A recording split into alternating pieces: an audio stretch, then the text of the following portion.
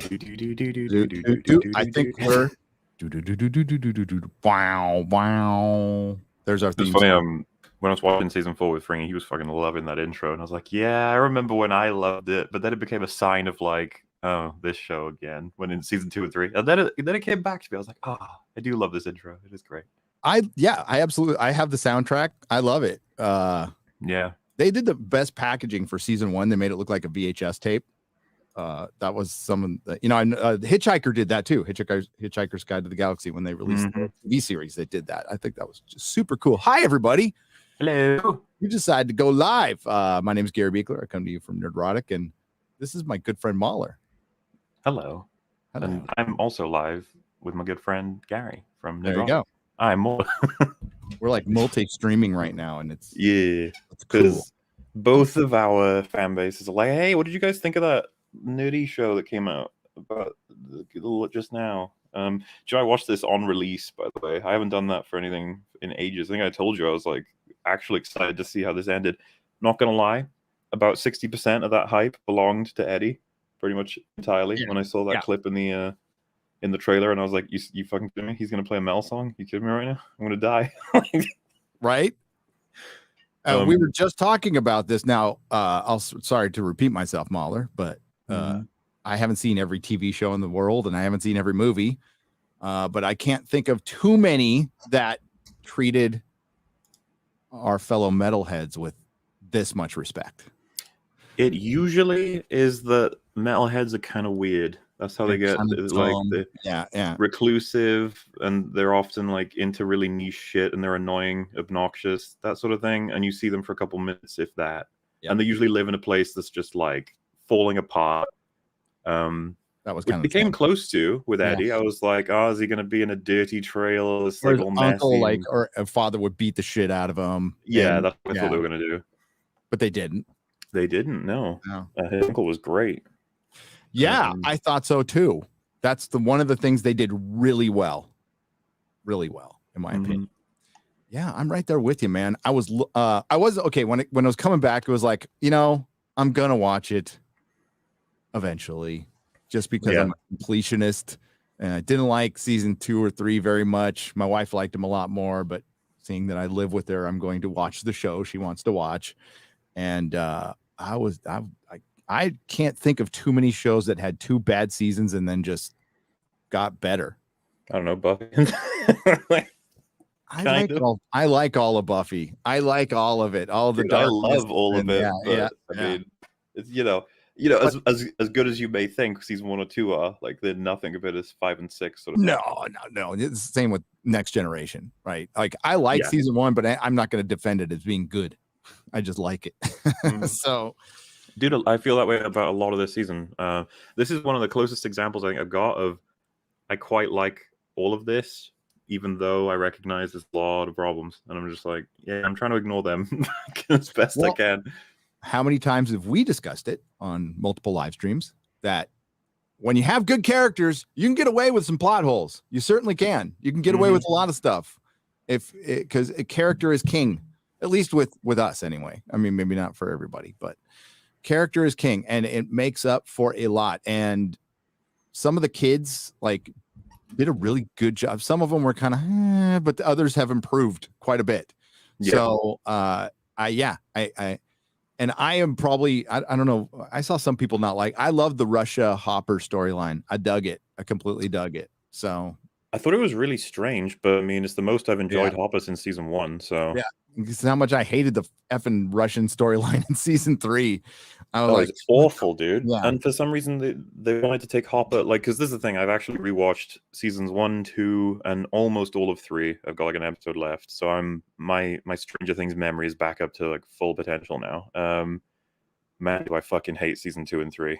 They are so bad. And it's funny to rewatch them and get all of my vague thoughts reaffirmed into actual arguments, because all the plot lines are fucked. Hopper completely, they fucking ruined Hopper. They made him a joke, a terrible dad, someone who just doesn't pick up on social cues at all. Someone who's like slapstick funny idiot. And I was just like, man, did they watch season 1? He's like this hardened, sort of cold at times, seasoned veteran cop who's got really good critical thinking skills and manages to uncover the plot like almost on his own. Yeah.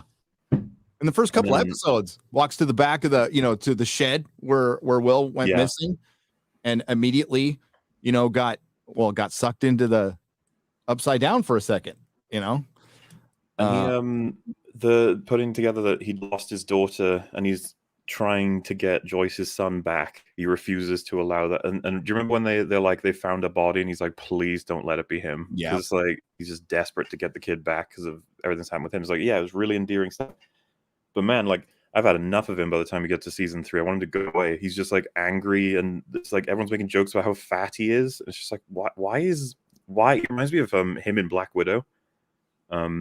Yeah. Same fucking character. But season 4, they're bringing him back. He's a lot more calm and collected, and he's very focused on the people he loves, and he's trying to enact some plans. It's just like, this is much better. Yeah. They reset a lot of characters. I thought Joyce was better. It's the second best season. I will get into it certainly. And this is a stream of consciousness. That's how I live stream. I'll try to keep it in order as much as I can for Mauler, who's got a better memory because he's younger and just because he's smarter. And I'm going to be all over the place, but I'll try to keep it as linear as possible. I don't know how else to talk about this other than making it all wibbly wobbly. It's all good with me. Yeah.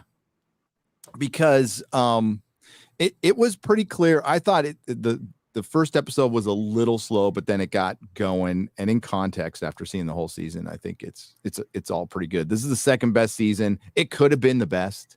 It missed it. It could easily have been the best. Yeah. Much. A couple of things they could have done better, I thought, which we'll definitely hit. But I don't know. Do you think you were just talking about Eddie eclipsing episode 4? Oh, I think he has, from what I'm seeing online. Like the amount of tweets I have seen share that 3-minute scene, and they get like over 100,000 likes, and they're all different. Like, dude, everyone loves that scene. People who haven't even heard Master of Puppets before love that scene. It's one of the biggest, like, because a friend of mine who's heavy into metal, I showed him this season and told him what was coming, and I was like, and Eddie was automatically his favorite character, and I was just like, dude, like, it's obvious. Metal has mainstream appeal beyond what a lot of people even realize. It always has, and you have said multiple times that like they really kind of dropped the ball by not putting more metal. They really want to go into the pop stuff in the 80s, and while that was certainly there as somebody who lived through the 80s, I hate it when people say as somebody, but you survived it. I survived them, and no, we weren't listening. I mean, that stuff was on the radio a lot. That playing Susie at the end was good. That was good. No problem with that. But there was a lot more metal. That metal was everywhere, because that's the 80s is where punk and metal kind of merged later in the decade. Around it was 80, it was 85, 86, 87 when that was happened. So we stopped the punks and the metalheads stopped fighting each other and started just partying. And Metallica was one of those bands, Megadeth, Slayer. There was others that kind of brought thrash, together. And it was very appropriate for them to play Master of Puppets, I think, in 86. That's when the album came out. Dude, there was someone who was like, it's a plot hole. He couldn't learn that in 2 weeks. And it's like, Eddie Munson could. I know a lot of obsessed, kids. okay? Yeah, that's ridiculous. Of course they could, because they because that's all they were doing. They were at home jam. Like he is a like an amalgamation of all my metalhead friends. Less drug abuse. But they were playing D&D. They were listening to Dio and Metallica all the time. That's who I hung out with. So I thought they did a pretty good job. With him. And I think he's easily one of the best characters in the entire series. I think I'd be lying if I said he wasn't my favorite, but part of it is the fact that I love metal as a genre so much. Heavy metal being the main one I started on, and then just the fact that they go with a Metallica song. And if you remove all of that, it's got a huge amount of meaning. Check out the fucking lyrics for that song, and then think about what happens in the season. It's almost like they built the season for the song, but you could say the same for Running Up That Hill. So it's just like, this is just really good writing, really good incorporation. twisting your mind and smashing your dreams like that. Yep. It's just Vecna. Well, I mean, it is. I mean, they cut out the chop your breakfast on the mirror. That's what spoke to us as kids back in the 80s. But it was freaking cool. I like how they put it. It was straight up a music video scene. I'm fine with that. Yeah, and they did chop up the song, and I saw some people complaining about that, and I was like, well, if you think about how this works in terms of the actual narrative, all Eddie's doing is trying to make as much noise as he can with his guitar with what he knows song-wise. So he's jumping between portions of Master of Puppets that have, a higher frequency of just guitar stuff, basically. And that, that helps out in terms of cutting it to make a more high-paced 3-minute action scene sort of thing instead of because they cut out the slower parts of Master of Puppets. Yeah, it's a long song too. Yeah, and dude, I would have loved if they played the whole thing, but I'm not sure that you can get away with playing the whole thing in that scene. I don't think it would work because the bats have to get to him at some point. It would be awkward if they just don't. And then when they're playing the slower parts of the song, you just be like, why are they playing the slower parts of the song? It's probably not helpful to anyone, really. So yeah, I think they did a really good job of mixing it all together. And I fucking love that they threw Dustin in there to basically just be a metal fan watching Eddie do his thing. Dustin is the best of the kids, I think, at this point. So, easily. Lucas did. The kid who played Lucas did a good job. He did. It was nice to finally see they give him an acting job to do, and he can nail it. Going back through the series, I don't think Lucas has been great in season 1, 2, or 3. He's kind of there. Yeah, he's there to hit 11 in season 1. Be kind of a foil. I can't even remember. And I just watched him. It's just the season 2 and 3 are. My wife will defend him, but I'm like, it's reactionary. It's the problem with the Duffer Brothers. It's what keeps them from achieving, ultimate writer status. I know everybody hates him now, but Joss Whedon would go there with characters. Yeah, Duffer Brothers have a lot of very consistent flaws with how they write shit. I've explained this on a couple of different streams. I was on Nina's last night, and I was going over this because it's crystallized at this point. So I rewatched season 2. If you remember, if everyone rolls their heads back to good old season 1, there's that, call it a payoff, I suppose, that Nancy wants to go to the cool kid's house, but her friend Bob doesn't. And then she tricks Bob into saying, we're going to go to a certain place. And Bob's like, I don't want to go here. And she's like, it's a party. Come, Bob. She's like, I don't want to. And she drags her in and she says, be my designated driver. And then she keeps trying to, but Nancy's just drinking away. And she's like, you should drink too. And then she goes off with Steve to do what teenagers do. And Bob is like, I'm going to wait for you so that once you're done with whatever you do. She's basically the nicest friend you could possibly ask for. Yep. Almost too much, too nice. And she gets dragged off into the Upside Down by a Demogorgon and eaten. And Nancy's sad about that. But most of the season's about Will. You know that they wrote it to be about Will. The town doesn't really give a fuck about Bob. Her parents don't even show up. Papa's barely aware about Bob. It's kind of awkward. A lot of fans who watched season 1 were like, hey, you know how the town went nuts over one kid disappearing? You do realize another one disappeared, right? Yep. And then season 2, it opens with them, the Duffer Brothers basically being like, sorry about that. Look, everyone cares. Look, the whole town cares. The parents are now here. The parents hate Hopper. And they retcon it. So they're like, Hopper didn't do anything for Bob. It's like, well, they didn't write him to do anything about Bob. Yeah.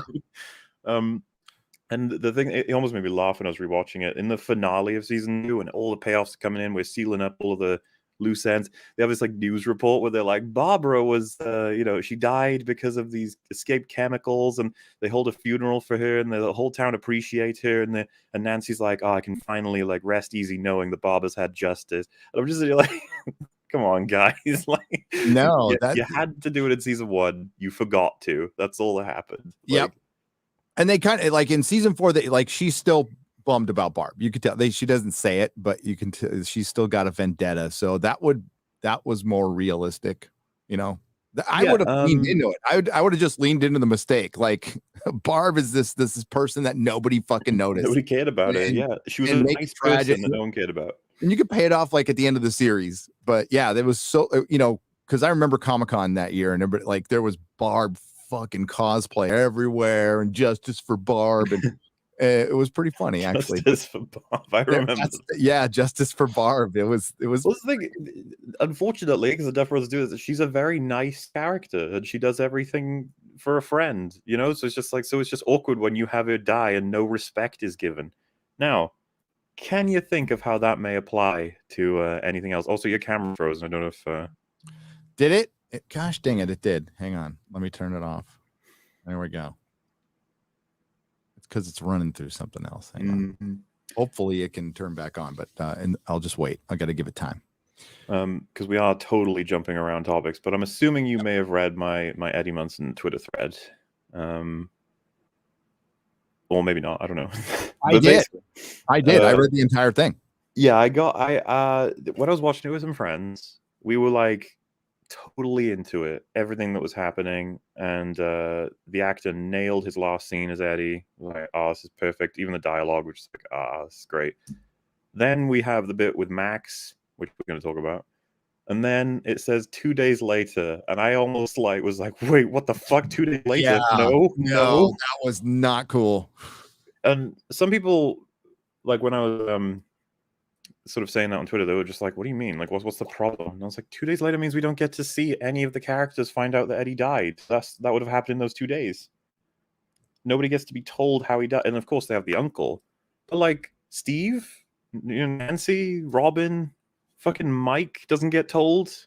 Mike was in the D&D club.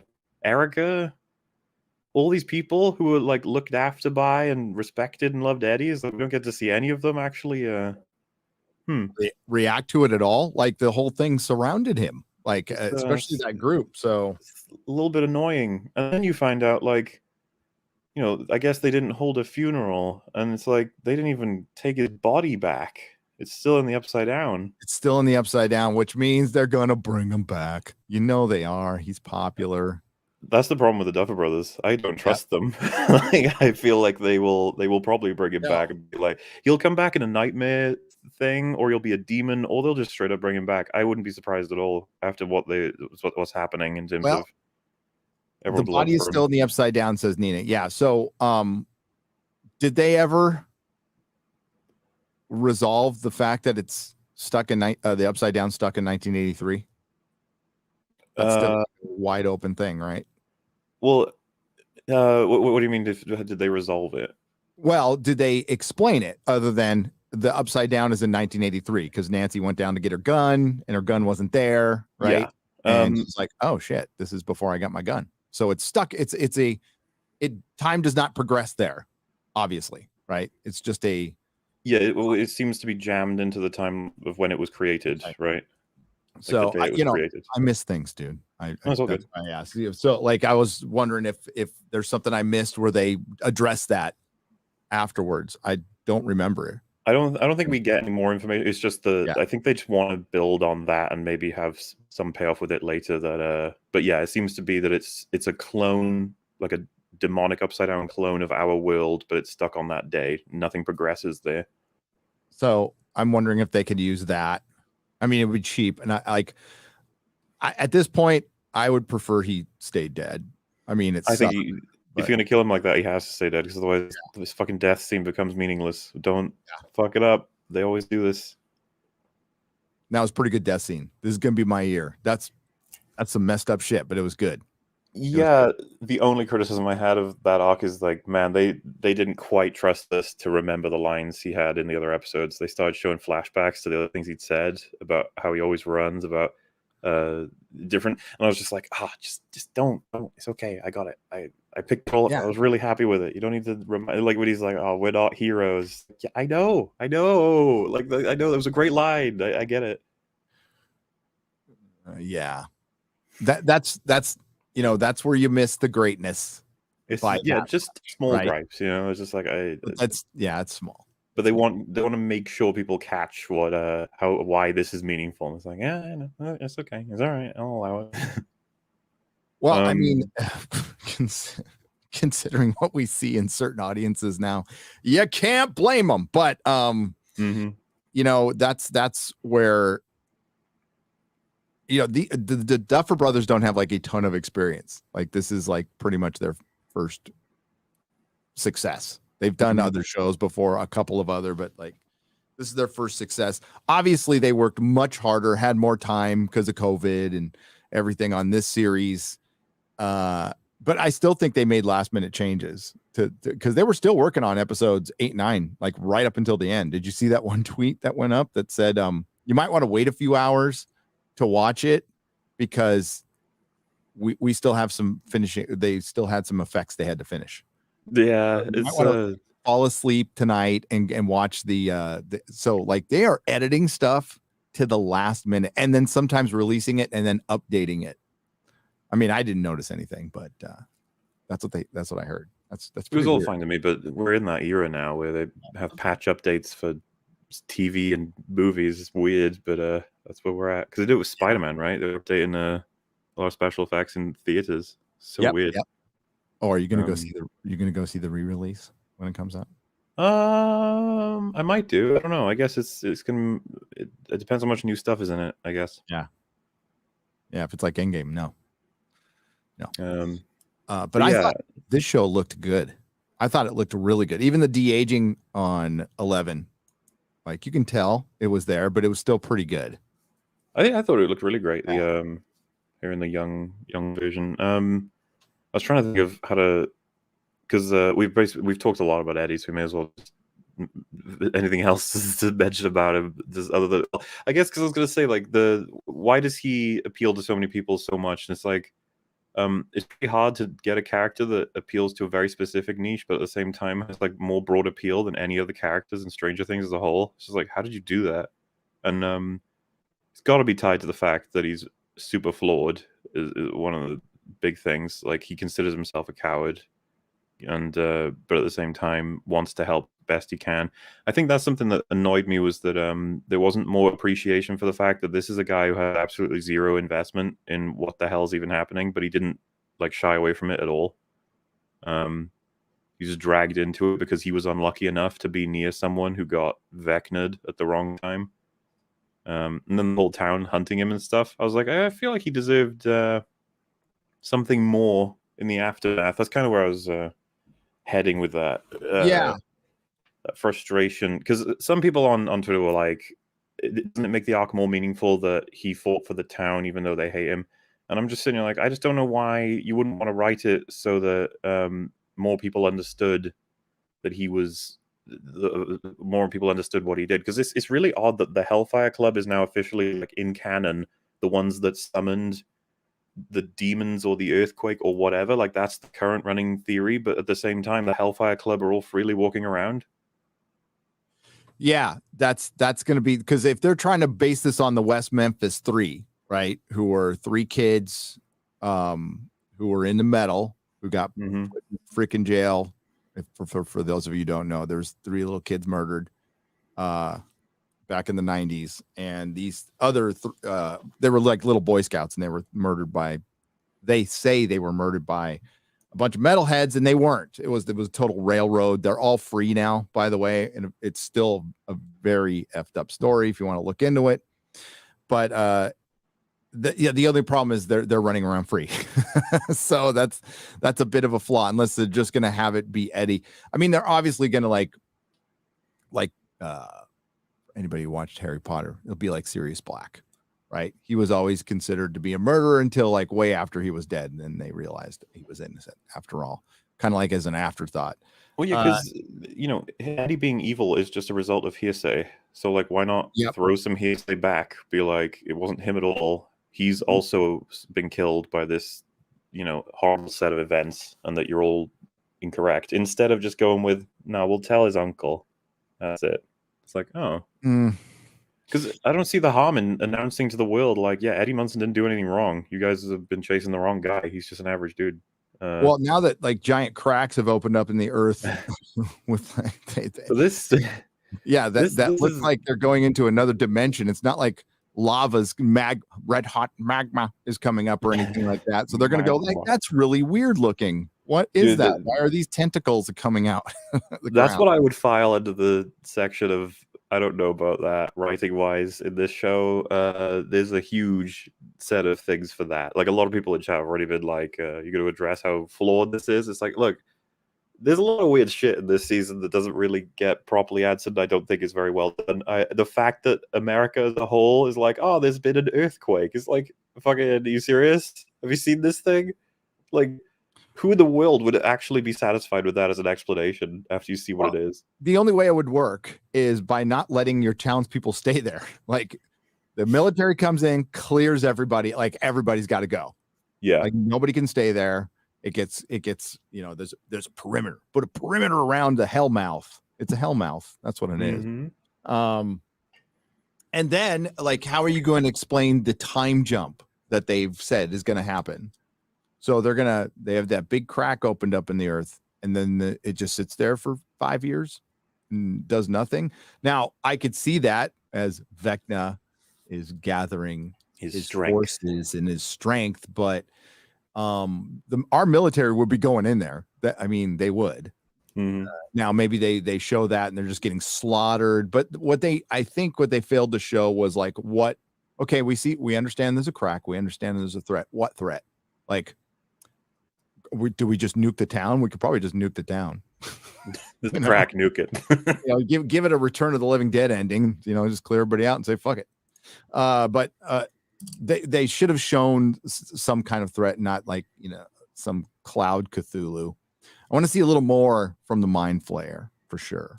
Yeah, apparently they're starting up writing season 5 in August. I saw a tweet about that the other day, or today actually. But they haven't even written it yet. Oh shit! They've got their outlines, but yeah, they haven't written it yet. Oh man, it's not gonna be out for 2 years easily. Well, it's also evidence that Eddie probably will come back because they're going to be reacting to how everyone's reacted, and Eddie is hyper popular to the point where the fucking shareholders are probably like, "Can you bring this guy back, whoever he is?"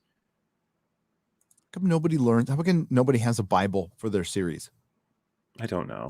You can have a Bible, and like if it gets canceled early, you can adjust things, but at least you have that ending, right? Yeah. I don't get that. Outline, schmoutline. That's fucking dumb. Like have your Bible written, have your characters fleshed out, rules for the world, all that good stuff. Straczynski did a pretty decent job with that with Babylon 5. Absolutely, yeah. He even tried to account for, how people could leave or die and stuff. That's some forward-thinking planning, right? I'm gonna turn off my camera. Hang on, let's see if it'll turn back on. Ooh, little sounds. I like that. All right, I'm on a different computer, right? Because I was uploading my video. It took me 2 hours to upload my video yesterday. That was pretty annoying. Like, YouTube was acting weird and wouldn't. They had the checks running forever, and I uploaded like 3 of them. And it just stuck on 99%. I was so freaking pissed, but it eventually went up.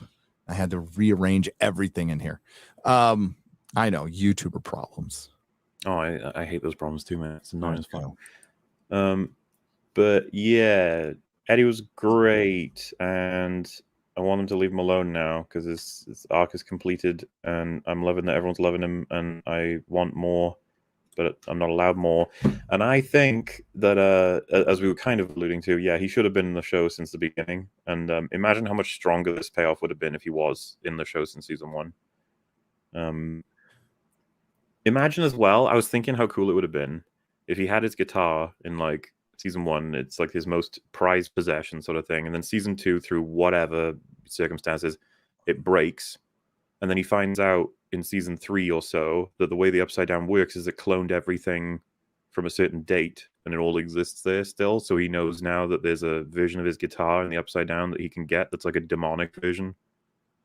And I even thought it was neat. I don't know if you sort of felt this way as well, but like, I love how the tentacles seem to move in such a way that respects the guitar. Like they don't. I was just like, that's just fun. I like that. Yeah. Like, you could even make it have like an alternate sound because it's an upside down guitar or something. But there's so many, and you could have had so many musical payoffs with him throughout the show. Save all the metal stuff for when he's involved in different scenes. And it would have been really neat. I don't know why they didn't take the opportunity to have him. They figure out that like Separate Ways is a song that can save Nancy, and that he played it, for her to get her out of Vecna's curse. Like, that would have been a really cool payoff, but they didn't do it. No, yeah. That would have been cool. You get that I fucking agree. wonderful moment though, where he holds up like that Iron Maiden cassette. He's like, "That's as music." Yes, I was like, thank you. Oh, it's beautiful. I love. Well, I mean, it's great. Metal gets way more respect now, but it didn't back then. Oh, it's totally like sidelined and being like, it's a bit obscure and weird. It's like it ain't though. It's really cool. Well, everybody thought you were a devil worshiper too. Oh yeah, I mean, it I'm doesn't talking have about when to I be was a kid. anagrams When you were a everywhere. kid, yeah, it was way worse for that shit. Because like when I was growing up, it was just like it was almost connected to nerd stuff, which is really interesting, right? Because it's probably the most edgy of all musical genres, except maybe when you get into like the really obscure stuff. Yeah, but pretty much every metalhead read a comic book. Yeah, where which I is was from anyway. really, really cool. Like it's like because metalheads would just be a sort of cultural thing that is like faded in and out, but like it seems to have almost gone now. But it's just nice to see it there and then, like all these people enjoying it. It's like, yeah, should probably be more popular. Should probably be more around. But the thing is, you gotta go find this kind of music. You can't. It doesn't just pop up on the radio, really.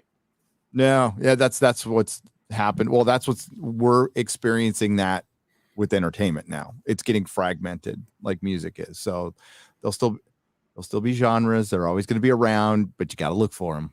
It's going to be like mom and pop shops. It's crazy because you'll have your own sort of versions of this, especially when you were growing up and stuff. But like for me, with Guitar Hero, as I talked to you about in DMs, fucking love Guitar Hero. Guitar Hero 3 is loads of really great heavy metal and rock songs on there. But then you move to World Tour, Guitar Hero 5, and the further they go along, the more pop songs they started putting into the game because they were losing relevancy. People weren't buying them anymore. And then Guitar Hero just ended as an IP. Like I'm not even sure they're making anymore, but it sucks because like metal wasn't enough to carry it. Not enough people buying it. You need your pop songs, which is shame. Like, right. But there you go. I remember when the Beatles one came out. That was pretty cool. Yeah, well, I think I told you, but like after I saw this, I was like, all right, I'm getting my Guitar Hero Metallica out. That's happening. Oh hell yeah! I haven't cracked. That's the one console game I was really good at. Well, it makes sense. Hell yeah! I remember getting better and better until I beat the devil on expert on Warriors of Rock, and I was like, you know what? I've peaked. Life doesn't get better than this. I'm done. Yeah, excuse us, chat. We're just extendedly talking about Eddie and how much he's someone I wanted to see for so long, and we're not going to see him again for a long time in media. So, well, I mean, 11 got sidelined, and I think it was good. I think it was very good to sideline a character who doesn't talk very much, who got seriously OP in season 3. Papa, I always knew Papa would come back. But they didn't. Crazy about his end though. My wife said it was good, but I wasn't crazy about it. I felt like it was missing something. I was fine with him, like dying and being a dick almost right up to the end. But I feel like he's Papa's always like conveniently holding back information. And I still think they know a lot more. That's why he's like, I need you to understand. Well, fucking tell us. What do we need to understand? Like, tell me, like, how big is this threat? Like, it looks. Yeah, I know what you mean. But we still don't know. He always seems to be holding way more cards because he must know more than what we think he knows, which is just upside down bad. We got to stop it. I'm assuming it's more than that because he just seems to know she's not powerful enough to take on Vecna, and it's like, Okay. Is she not? Okay. Which, by the way, was a good choice. But the problem is, like, mechanically, I don't know about you, but like, I have no idea. Whenever Vecna and her put their hands up, I'm like, I don't know who's winning. Could be either of you. Yeah. And like, I don't think that's great. It's like when Harry Potter and Voldemort fire little lasers at each other, or Palpatine and Rey firing electric at each other. It's like, I don't know who's gonna win. I don't know. You haven't told me anything about how I could understand it, so. No, and that needed to be done. I think Vecna was like really necessary. Like that's what the real linchpin of the season was. Is we finally have a face to the bad guy who is going to talk, and that I think was missing seriously. Okay, I could accept maybe season 2, but season 3, no excuse. You got to tell us who the fucking bad guy is. Like, oh, I'm the asshole who can't even accept season 2. I see. This is the thing. I just think that we should have had references to Vecna from the start. They should have known this was where they were going to go instead of it being a correction, because they thought the Mind Flayer would be enough. But like, if you rewatch season 2 and 3, they don't know what they're doing with the Mind Flayer. Yeah. Like, he's a big old monster. He wants to take over the world, I think. Like, okay. Well, I mean, like, though, like make the Mind Flayer an Eldritch God. Go full Cthulhu. It's an Eldritch God, like a cosmic thing that we can't understand that makes people crazy, and like just the mere presence around Hawkins starts fucking with people, which maybe they can do next season. Well, yeah, I like the idea of making Vecna a 5-star general, as Dustin referred to him. I like the idea. Yep. Mind Flayer's still in charge, but like, no, they've said the Mind Flayer was just a chill dude sort of thing, just doing his thing in the Upside Down, and then Vecna used him as a puppet for season 2 and 3. Yeah. Question mark. You know, they did it was Vecna all along, right? Which is like, okay. But I think they're setting that's that's a setup though, because you know Vecna's going to end up getting used by the Mind Flayer. And, do you reckon that'll be the way they do it? Yeah. That's what I would do as a writer. I would just freaking go there. Go cosmic. That'd be cool. The thing is, the Mind Flayer was beaten twice as a season villain. You know what I mean? It's like a little bit like, okay, yeah. And I swear to God, if the final dude is killed as the climax of Stranger Things with 11 yelling at it with a hand up, ooh, we got to find something else to do, Duther Brothers. That's what we do every single time. Well, I mean, what did they say? The Hawkins and the Upside Down are going to start melding, right? Yeah. Because one will get absorbed by the other. So that'll be that's the vision they gave us for the next season. Mm-hmm. That could be good, you know. Yeah, like I'm on board. I just hope the Duther Brothers can sort of subvert us a little bit. But the problem is it requires setup to properly subvert, and I don't know. It feels like they're playing hot potato with all these seasons. They're just like, we'll do this now. Oof, did that work? It did. Oh, fuck, thank God. Like, well, the time jump is the time jump is a necessity because the kids are going to be much older. So how the hell do you do that with people in Hawkins? That's going to make no sense. Yeah, I get to live here they're going to write it with the hell mouth open, little demogorgons fucking coming out, taking your children. I feel like you'd move out. Everyone would move the fuck out. You'd evacuate that fucking place. Yeah. But apparently loads of people are staying. The organize, like, I don't know. I don't know. We'll have to see what they try and plan with this one. Yeah. So something I really want to talk to you about. It's a bit of controversial subject for a lot of people. I'm seeing the Stranger Things fans fight about this on their subreddits. What do you think about Max? What do you think about the end of her story, quote unquote? That's a good question. I would have been okay with her dying. I wanted them to kill her. I'm upset that they didn't kill her. I think it's kind of I'm calling it cowardice, writing wise. I think that they wanted to have their payoff of how fucking tragic is it that this girl who's fighting off suicidal thoughts manages to break out of it and get like a new understanding on why she should continue fighting, and then she has to go back in with this fucking demon in order to save the world and help her friends, and her friends fail. They can't beat it when she gave them the chance with the bait. Costs her all of like her arms and legs. She can't see, and then she bleeds out or whatever, kills her. I think that's the darkest, most tragic little story, and it's super meaningful. And then they're like, no, she's alive. And I think everyone in the audience is like, what do you mean she's alive? And it's like, well, she's alive, but she's not in there. 11 kind of brought her back. Or did she? Yeah, she restarted her heart, but she's not in there, quote unquote. And so now there's a couple of theories about what's going to happen. A lot of people are saying that she'll be used as a vessel by Vecna in season 5 to fuck with people. I think it's more likely that she'll just be the personal stakes of season 5's finale, where if we beat Vecna, we can get Max's personality out of him and put it back into her body, and she'll be fine. Which is going to be lame as fuck. Yeah. He absorbs everybody's personalities. Now, I hate to do this, Gary, but You're gonna since you do and it I are anyway. here, it's gonna happen, especially because look, spoilers, everyone, okay, for a certain show called Angel. Do you remember a certain writer killing a particularly beloved character in that? And then Yep. after, like literally an episode later, they had a character in universe state her soul was fucking destroyed in order for this spell to be cast. Like she is gone. She is never coming back. Yep. Because it's so obvious that the fans would want her back. Obviously they would. They love the character. That's how it works.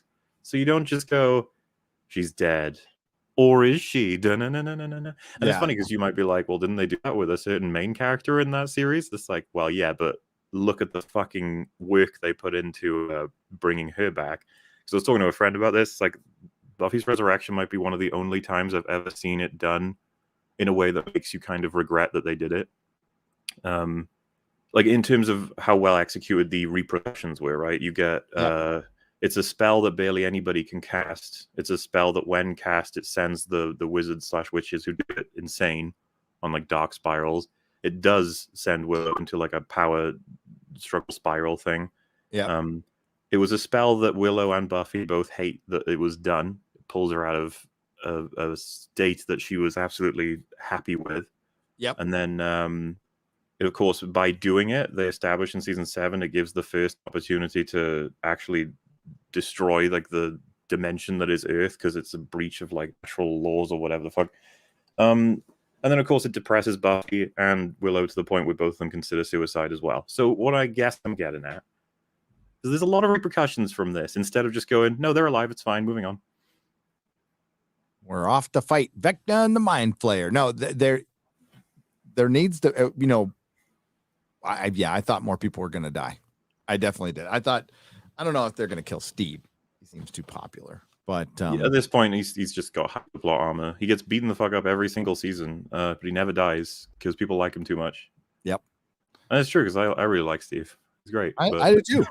I do too. I think Jonathan can die, but just because he's. Dude, I don't even think people like Jonathan anymore. Not even the writers like Jonathan anymore. He just kind of did nothing, hung out with Argyle. And he's I'm gonna be honest with you though. Maybe this is a hot take. I've never really liked Jonathan. He's always been kind of there. Yeah. I mean, his creepy taking photos of Nancy while she was dressing, that shit was like hard to get over. Do you remember what his reasoning for that was? What was his reasoning again? He said, I felt like in that moment that you were trying to become someone else, and it felt autistic, and that's why I want to take a photo of it. It's like, oh, that sounds like a good rationalization from a stalker. I was gonna say it's just a creep shot, dude.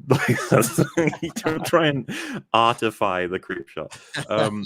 Now, to be fair, he's better in those seasons than he is in 4. But I don't know if you remember in season 3, he's like lowered into the position of just Nancy's boyfriend, and all he does in the whole season is basically go like, I don't know if you're right about this, Nancy.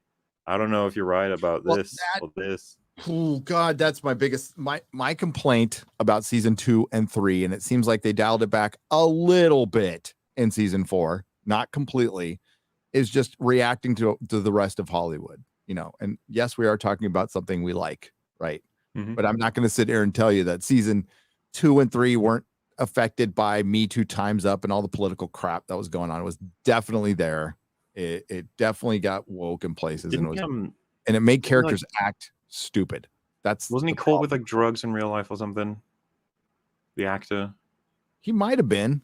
It was either that or drunk driving. I can never remember. I always forget. But I always remember. I remember reading that and thinking, I wonder what they'll do to him in the show. And I'm telling you, man, like watching season 4, it's like, wait, do they hate him now because he doesn't fucking do anything this whole season? It's either that or they just don't know. Well, it's like with Will, they just don't know what to do with Will. Like, I feel really bad for the actor because he's really good. They give him like these really small moments where he has to fucking cry his eyes out and seem like he's in fucking anguish when it's been like 3 scenes of him.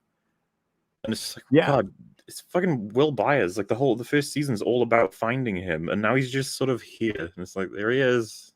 Well, they gave him something that for 5. Like right at the end, like he can feel Vecna, like because he was brought in there. So he's going to be stranger danger. Dude, he's touched his neck like 10 times across the show, and I'm just like, good God, he's got to be the main character in season 5 or something. Like, I don't know what they're doing for him. But yeah, Mike's got a similar problem. I would actually argue it's the Lenora plotline is kind of fucked. They did not do a very good job, and that I'm referring to Argyle, Jonathan, Will, Mike. They dropped the ball, I would say, on that plotline. It was the plotline. Drinker was saying in his video that like there's no plot line that you just want to move past to get back to a better one, and I was like, really? I wanted to get past the Lenora one to get to the Hawkins one. Every time we went to the Hawkins crew, I was way more invested. The Hawkins crew, and I like the Russia stuff big time.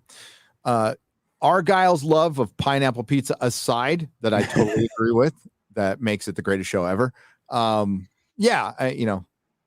He's just a stoner. He's comic relief, maybe a little bit overused. Maybe should have died. You can have another guy die. Give Argyle the hero's death. Maybe next season. Just me, but the idea that we're going to get another season of Argyle and not Eddie, it's like, okay. There needs to be more resolution with Eddie at the end. There was a dude, I just watched the end right before this, and man, do they drag out we're walking up to the field, and the field is man, the cracks are open, and the helicopters are still flying around. And I'm like, why the fuck is everybody still there? When they were showing everybody at the center for helping people and stuff, and they're walking around, I was like, where the fuck is my Eddie scene? Where is it? Give me it. Where is the Eddie scene? And then they show Robin, and they have like fucking 5 minutes of her realizing there's a girl that works with her that she is interested in, and also this girl speaks a lot, which is just like what Robin does. Yeah, I was like, I couldn't give less of a shit about you two. It's like Molly Ringwald is lesbian with another Molly Ringwald. I don't know why they spent so much time. Like, all you need for that scene, genuinely, is one of them drops a thing, the other one picks it up, and they both look at each other, and that's it. You just go, she's got a chance at getting to know her at her job. Cool. Well, that was totally put in there because we need to have the representation. Well, I mean, if they wanted to do that, then actually have this. Like, do you remember those two share like what, one scene in the whole season? Like, why is this getting a finale payoff? No, like Will's plotline. I know some people have complained about it, but that's like way more real. Like we all had friends back in the 80s who were gay, and like and I think we were there, and like they get upset. It's like, dude, you're gay. The thing for Will that I have a little bit more respect for is that they've been developing this a bit throughout the show. Will has been a bit obsessive with Mike, and I don't know if you remember, but because I don't even like season 3, but Will is trying to get them to play D&D again, and Lucas and Mike are invested in Max and 11 and all the stupid drama they have. But at one point, Will keeps telling them he's annoyed that they don't spend more time with him, and then Mike says, "I'm sorry, you just don't like girls, apparently." And like Will seems genuinely hurt by that statement, and it's like, I get it.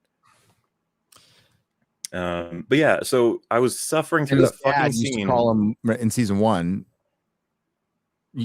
bag of sticks and queer. So like, a lot of them beginning. There's been little references here and there, and I'm totally fine with them pushing that on. Like, go right ahead. You can do some stuff with it. I don't think you should be doing it side by side with end of the world stakes happening. It feels a bit weird. Like, we're fighting for our lives, and he's like, I might be gay. Right at the end, she's like, there's bigger things going on. Robin says that. So to their credit, they're like, there's bigger things going on right now than our stupid relationship stuff. I appreciate that. Yeah. I mean, it's silly. It's a silly concept that these little kids can jump through dimensions and fight, demons and stuff. But I mean, that's the 80s part of it that you just kind of have to suspend your disbelief. That scene just kept going with her and the other girl, and then it cut to the uncle walking up to the Eddie missing sign. I was like, oh, thank fuck, finally. And that scene is one of the best in Stranger Things as a whole.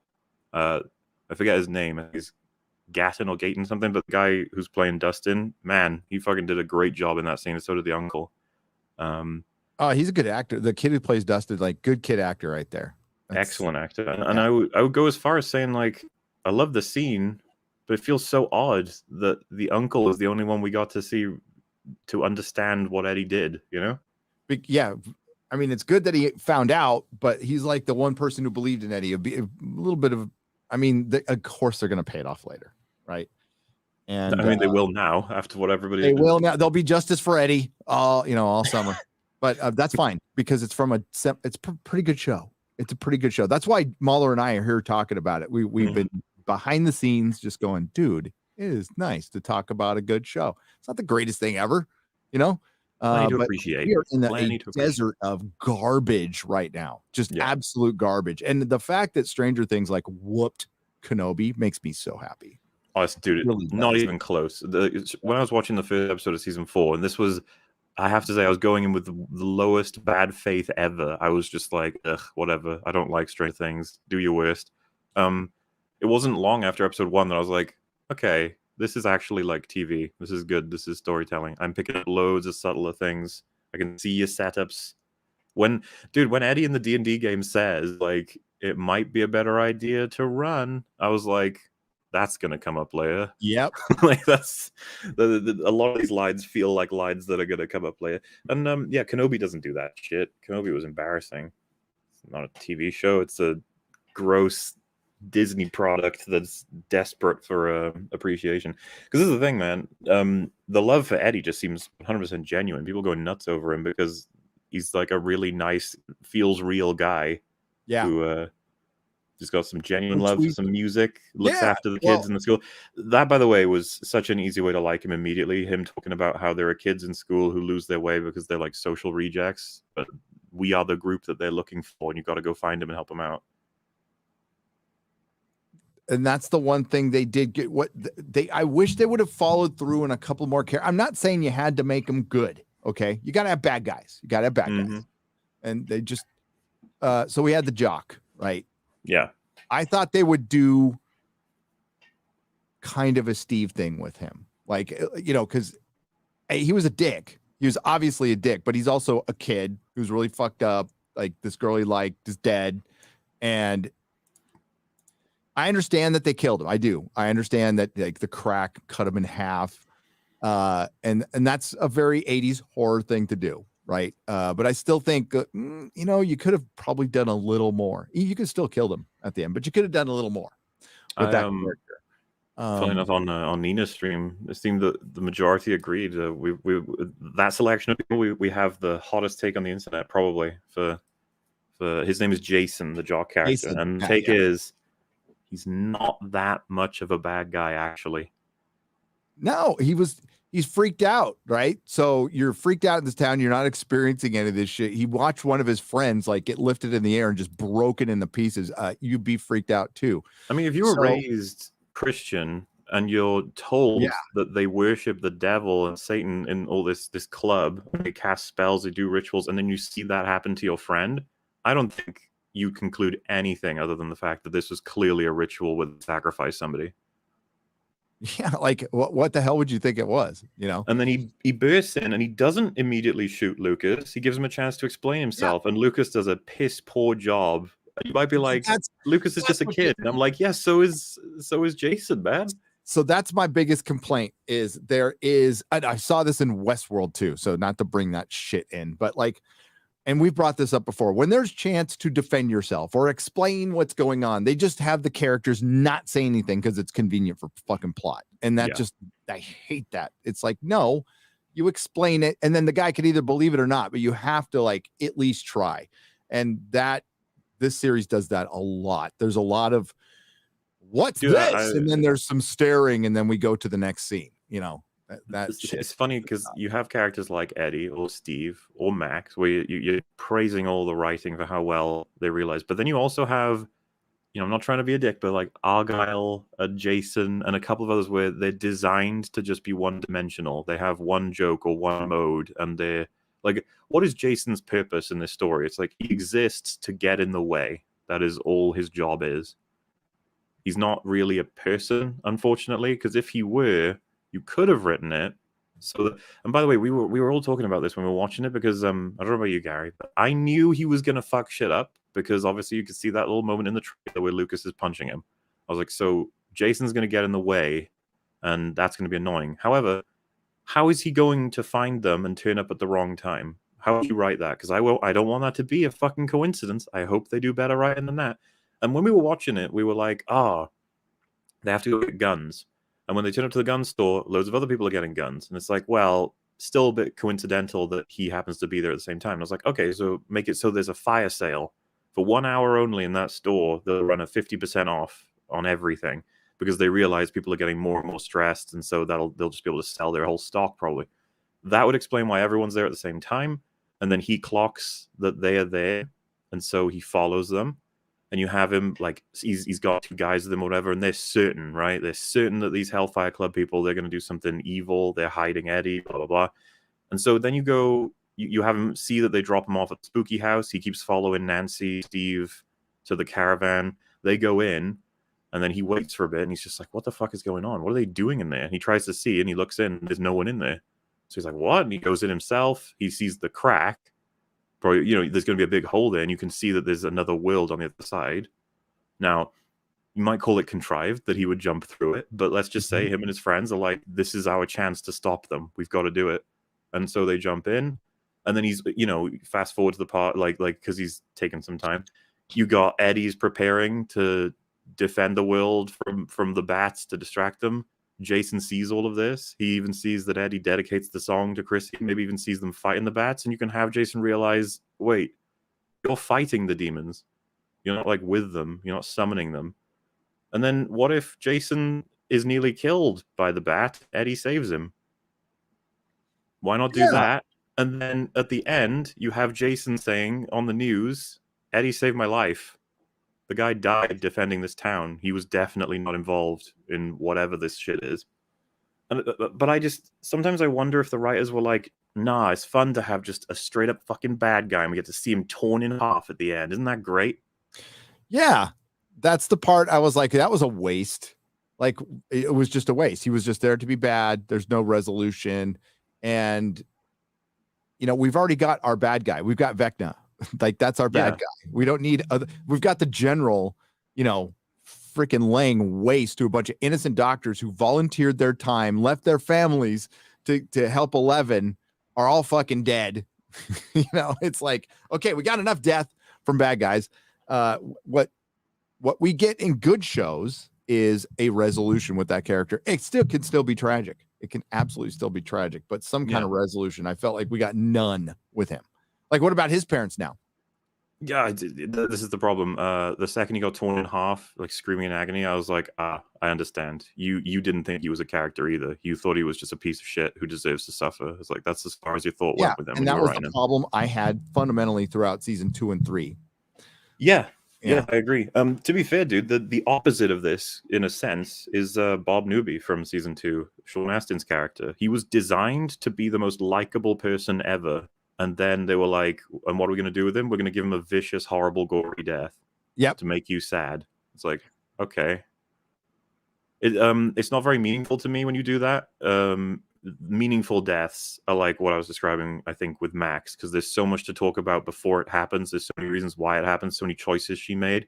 Meanwhile, Jason fell over, and then he got torn in half. He died thinking he failed the town. He didn't stop the ritual. He couldn't stop the demon summoners and worshippers. That's kind of sad for him. And then his parents will never know why this happened. They'll just know that their son was torn in half. Yeah. He couldn't avenge Chrissy. He never found out how all this worked. As far as he knows, he couldn't save Max. This is another thing people don't realize. He's trying to save Max's life in this scene. Yeah. Yeah. There's just so many, there's missed opportunities. Like the Russians. What happened to the Russians? I don't know. What happened to them? Because I thought one was supposed to come back to Indiana. They were even talking about it, right? What happened to the Russians? I don't know. This is the thing. Stranger Things is so unfortunate. This could have been the greatest show of all time if they'd planned this shit earlier. Because they've just been, they've just been stacking these bricks on top of each other and hoping for the best. They have. And I'm sure we'll see them. I'm positive they'll come in after the time jump, and it'll be after the wall goes down. So it's going to be post-communist Russia. It'll be interesting what we get out of the 90s. I wonder how big the time jump will be. Probably like 4 years, 5 years. Well, it was an idea of like, what if the last scene of Stranger Things season 5 is the turn of the century? Because the show is so fundamentally 80s, that could be a suitable way to end it, you know? Yeah. It feels like they needed a little more time on that ending. And they Sorry, not turn of the century, turn of the decade, my bad. Yeah. Century, decade. What's the difference? What? Time is an illusion. Lunchtime doubly so. Mm-hmm. Yeah, it feels like they rushed it towards the end there. I just thought we'd get a little better tease other than like Will saying Vecna's still alive. Like we can feel. I mean, there's no way they were gonna kill him. I just like, nah, he's too good. Dude, it was always, I think, a little bit silly. I had Scooby-Doo vibes when they looked out the window and his body was gone. I was like, oh, he's gone. The spooky little Vecna, he's ran off. He's ran off. And I was a little bit disappointed, I think, with their approach. They were like Molotov and shotgun, which are great choices, but man, if you told me we get one shot at killing the boss of the Upside Down's flesh form, I'd be like, right, we need everything. We need grenades, C4. You need to aim for the head for sure. You need I would go as far as saying, like, get some kind of explosive on a spear and then fucking thrust that into his mouth and then detonate it, sort of thing. Yeah. Or chop his effing head off. Yeah, they even suggest all that. Yeah. It's really weird because I saw so many people being like, why did they keep, like, they slowed down Nancy to the point where she's clearly aiming, but none of his shots went to his head. No. And she was blinking on a couple of them too when they went off. I noticed that too. And I was just like, why wouldn't you? That's why she missed. Everyone wants to see a headshot, all right? That's how it works. Yeah. They had an axe. One of them was holding an axe. Use the fucking axe. So that said, like, chainsaw is like, oh, that'd have been fucking cool. Yeah, that would have been 80s as fuck too. Though it would have been. That would have been. Maybe they're saving that one though. Maybe they're saving it. Maybe. Do you remember that payoff in Buffy when Giles is? They're like, you got to do a spell to get through the magic door, and he pulls out a chainsaw. Yep. That's good shit. Yeah. So what are the major things happening this season? I mean, 11's whole journey was just getting her powers back. And again, I'm glad they kind of sidelined her and we didn't go into, oh my God, it just fucking that episode in season 2 where we meet number 8's going to show up again. Oh God, dude, please don't. That's another example of them overcorrecting. I don't regret them overcorrecting a lot of the time, but like they just wiped them out in season 3 and 4. That episode, they have. I don't think I've ever seen a more potent response to how everyone hated. It's episode 7, right, of season 2, I think. Yeah, it's episode 7. Fucking, I remember when this show came out, we were watching it. I remember being so baffled by that episode, and I went on like discussions online. Everyone despised it. They were like, "What the fuck was this? Like, why was it there? Get it out." And I think the Duffer Brothers were like, "Okay, we won't do that again. I swear, we won't do that again. I'm sorry." They brought up Mom again.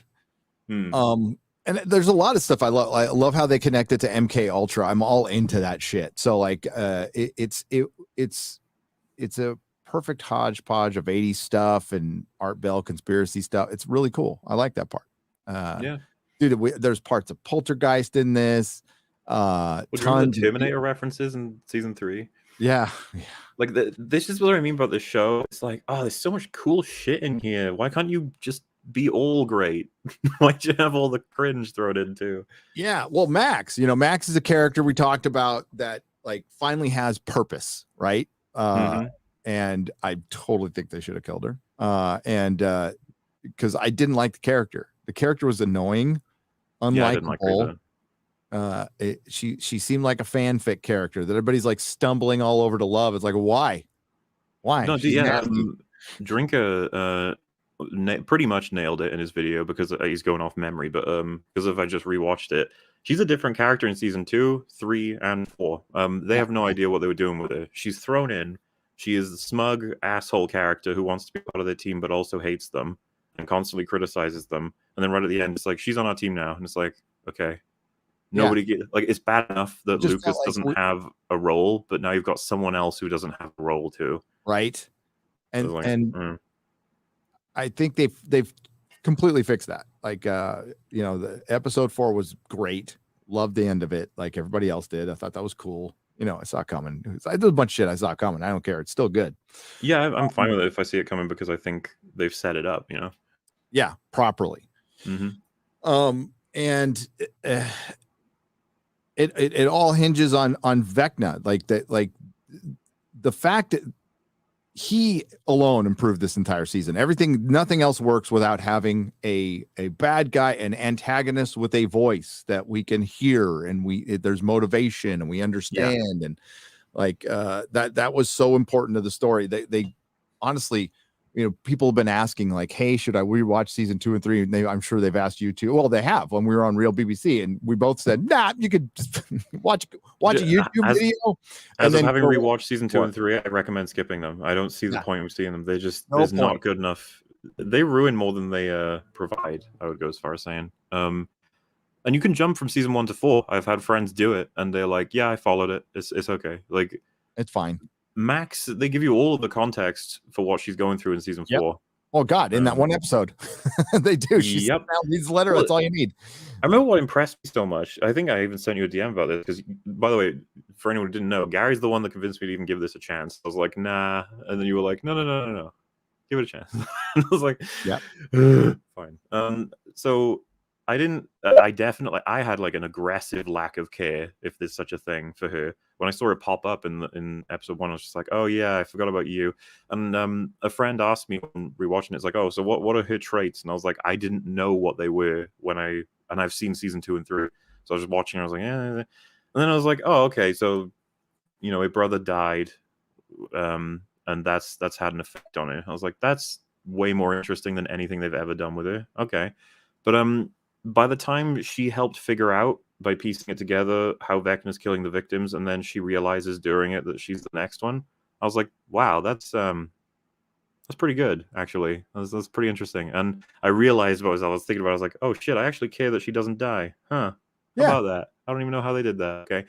And then episode 4, they have this teenage girl, at least I think she's teenage. I don't even know what age they are in the show, honestly, because it's very hard to keep track of how exactly the timeline works. But the way she deals, like, she basically has already come to terms with the fact that she's going to die. And then, like, immediately starts making sure everybody gets the messages she wants to them, and wants to spend her final days, giving her messages to the people she loves and talking to Billy's grave. I was like, this is it's very mature, and like I have a lot of respect for this girl doing it this way. Yeah. And then of course how they melded in the mechanics of like songs being able to access a deeper part of your brain quicker than any words can. And then I actually quite liked how they twisted, because her brother was abusive. He was a horrible piece of shit to her a lot of the time. And then Vecna using that to say, like, you have to admit you may have been sad or whatever, but weren't you also relieved? And I was already like, oh, that's probably true. Yeah. And then that stab right at the end where he's like, don't you wish you could have followed me?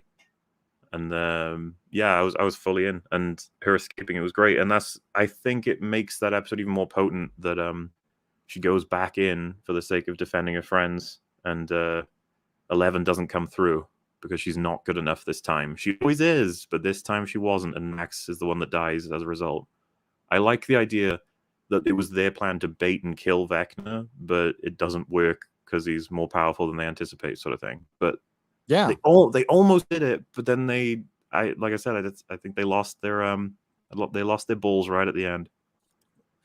Yeah, I mean, if they're obviously going to bring her back, or they'd have killed her. Yeah, that's the reality. They wouldn't put her in a coma to just say at the beginning of season 5, oh, she died, by the way. Like, what? Right. So I think, that was a mistake. Mm-hmm. It would, it's going to be too happily ever after, and I think they're, they'll probably will they kill Hop? Nah, they wouldn't kill Hopper. Dude, he's died like 7 times. Yeah. Do you remember when he? Oh fuck! I really hate season 2 and 3. I know a lot of people in chat have been saying, yeah, I hate 3, but not 2. And it's like, no, dude. Season 2 is the one where Hopper discovers the Upside Down is infecting the pumpkin patch, and he just decides to just jump down and start walking around until he gets knocked out because of the fucking gases of the Upside Down. I remember being like, why are you so stupid? This is absurdly stupid of you. Yeah, especially after season 1, right? So all the He's context. fucking smart in season 1. It's not fair. He's smart again. I mean, again, you talked about this. They fixed that. They've made him more badass. Yeah. And it just felt like they were trying to reduce that character. Well, they were clearly trying to let's make him dumb because white male or whatever the fuck philosophy is going. And like, hey, I don't make the rules. I just point the shit out. And I think that they recovered from that a little bit. Yeah, they're bringing Hopper's coming back a little bit. Dude, I was downright confused when he reunited with 11 and they were like, oh, fuck, I've missed you so much. I was like, wasn't he like really abusive with her? And then I rewatched season 2 and it's like, yeah, they both fucking hate each other when they live together. He like shouts at her, she shouts at him. He like threatens to take things away that was from such her. A shitty payoff too. For like their connection is not that strong at the end of season 1. If you go back and like watch season 1. Yeah, he barely knows her. Yeah. So like to jump right into like I'm petulant teenager, you build up to that because like yeah, and he's getting like fatherly advice from Joyce and then he ignores it and he makes everything even worse. He's like threatening Mike because he doesn't like that Mike's kissing his daughter. I thought it was cringe, man. Yeah. They jumped way too into that when they should have had a little more time of them being father and daughter. So no, yeah, we didn't get to see like what it is that they jump right to the rebellious phase. And it's like 11 wouldn't be rebellious. She'd be so happy to have somebody who would take care of her after the fucking shit she was through. That's making her like food every day. And you know, believe me, she'd be much happier. Yeah, and don't get me wrong, fathers are protective of their daughters, but they're not like they don't have to be cringe as fuck. Where he's literally telling Mike he might have to kill him and stuff, and it's just like, what the hell? A scene I actually quite liked, even though I don't like season 2, is when Mike finds out that Hopper had hidden her for a year, and I don't know if you remember, but the actor playing Mike, he fucking shouts and screams. He starts trying to punch Hopper until he just breaks down and cries, and I was like, this is pretty strong. You're telling me that guy is like, oh, you're threatening me? I bet. Like, if you remember, Mike just agrees to not see 11 anymore after Hopper threatens him, and then they break up because 11 starts to hate boys, because that's how great the plot line is in season 3. I know. You don't need stupid boys. It's like, okay. You're like, guys, we have limited amount of episodes here. Why are you wasting the fucking timeline doing this? Stop. But yeah, season 4, like, no fucking dad was going to stop me. I don't care how much I got threatened. I was just saying, man. This is a kid, old man. I'll this take. Kid was fucking punching him. He was punching him when he was way younger. He's older now, and he's scared of Hopper. I was just like, no. What would have happened is he'd be like, "Are you threatening to kill me? I'm just going to tell my fucking parents, and they'll annihilate you, Hopper. Like, what are you doing?" Right.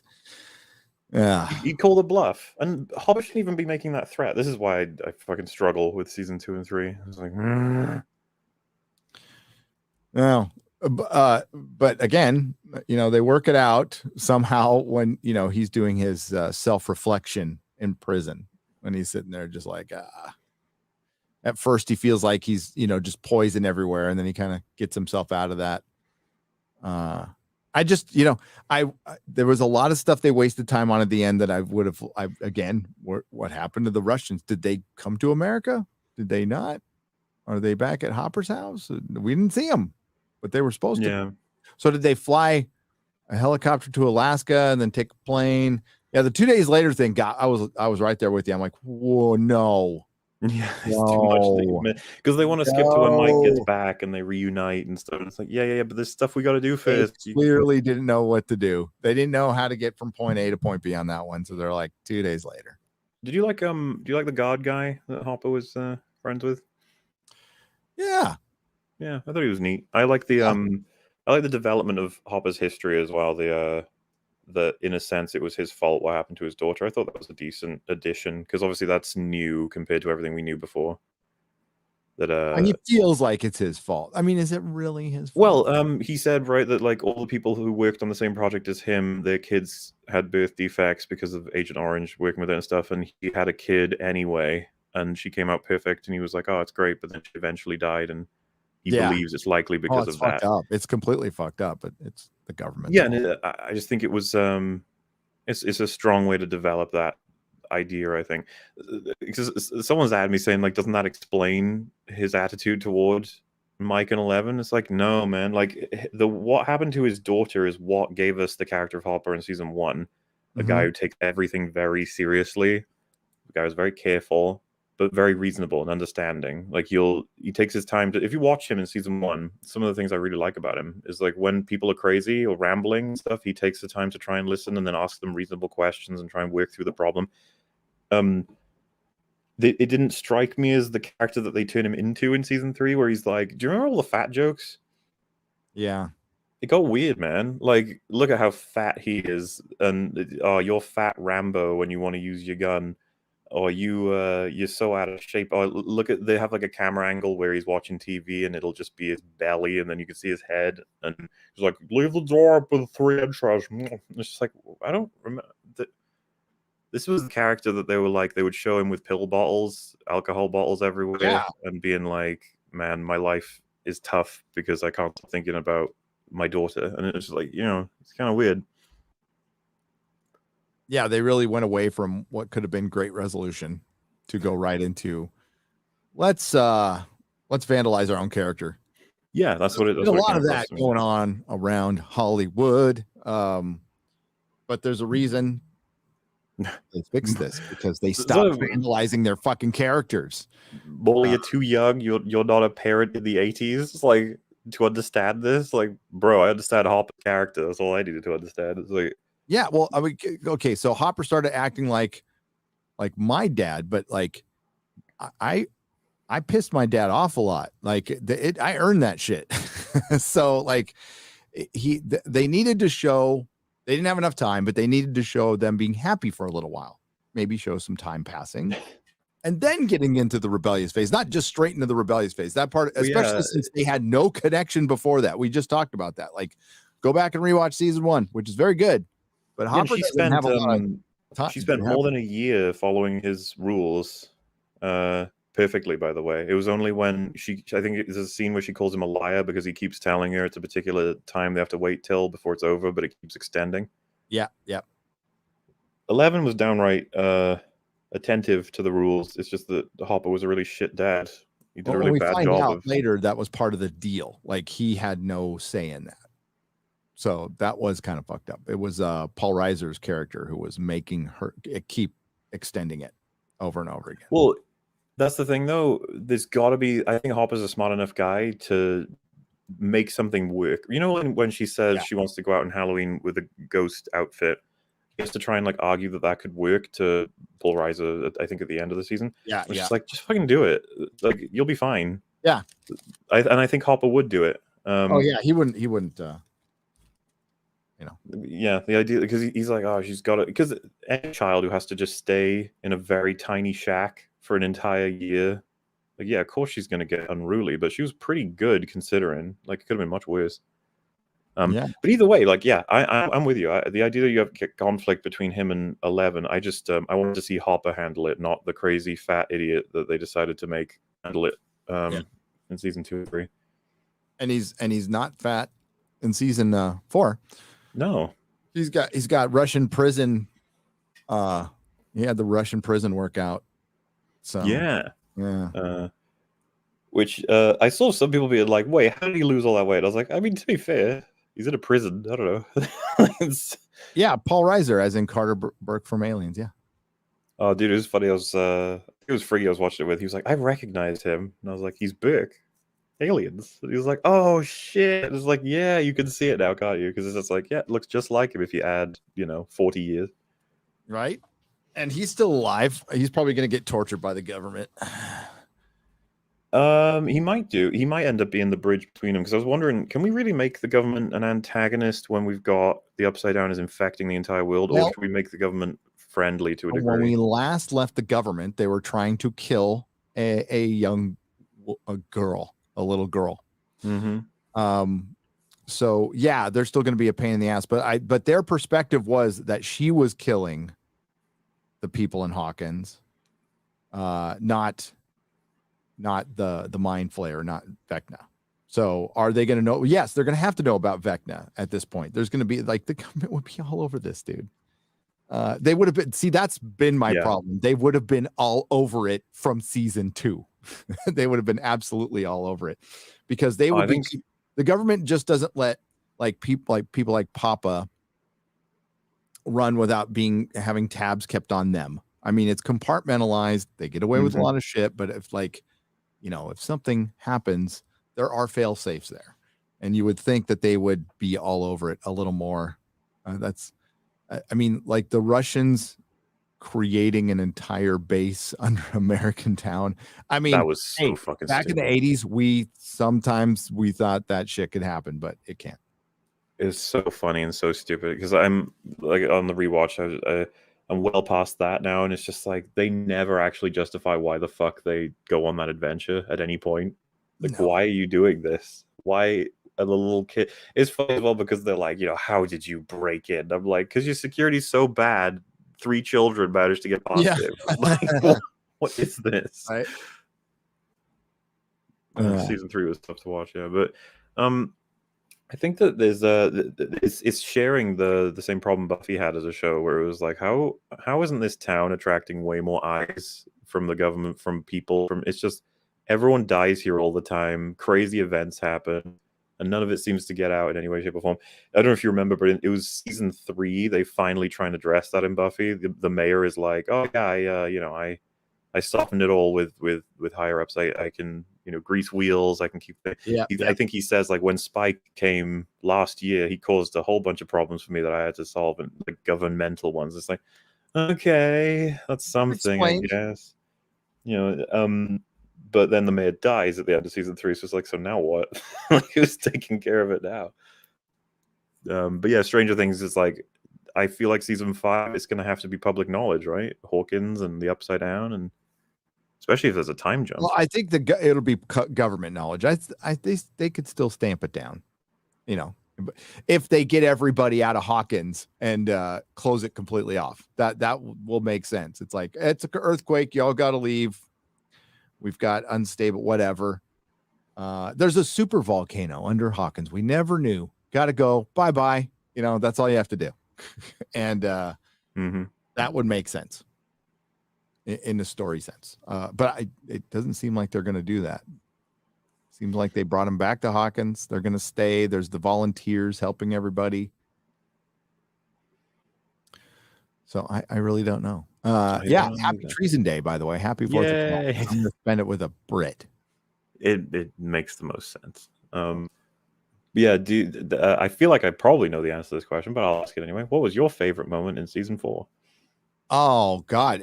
Of course, it was Eddie playing Master of Puppets. Yeah. I also liked Hopper cutting off the Demogorgon's head with the sword. I thought that was pretty fucking cool.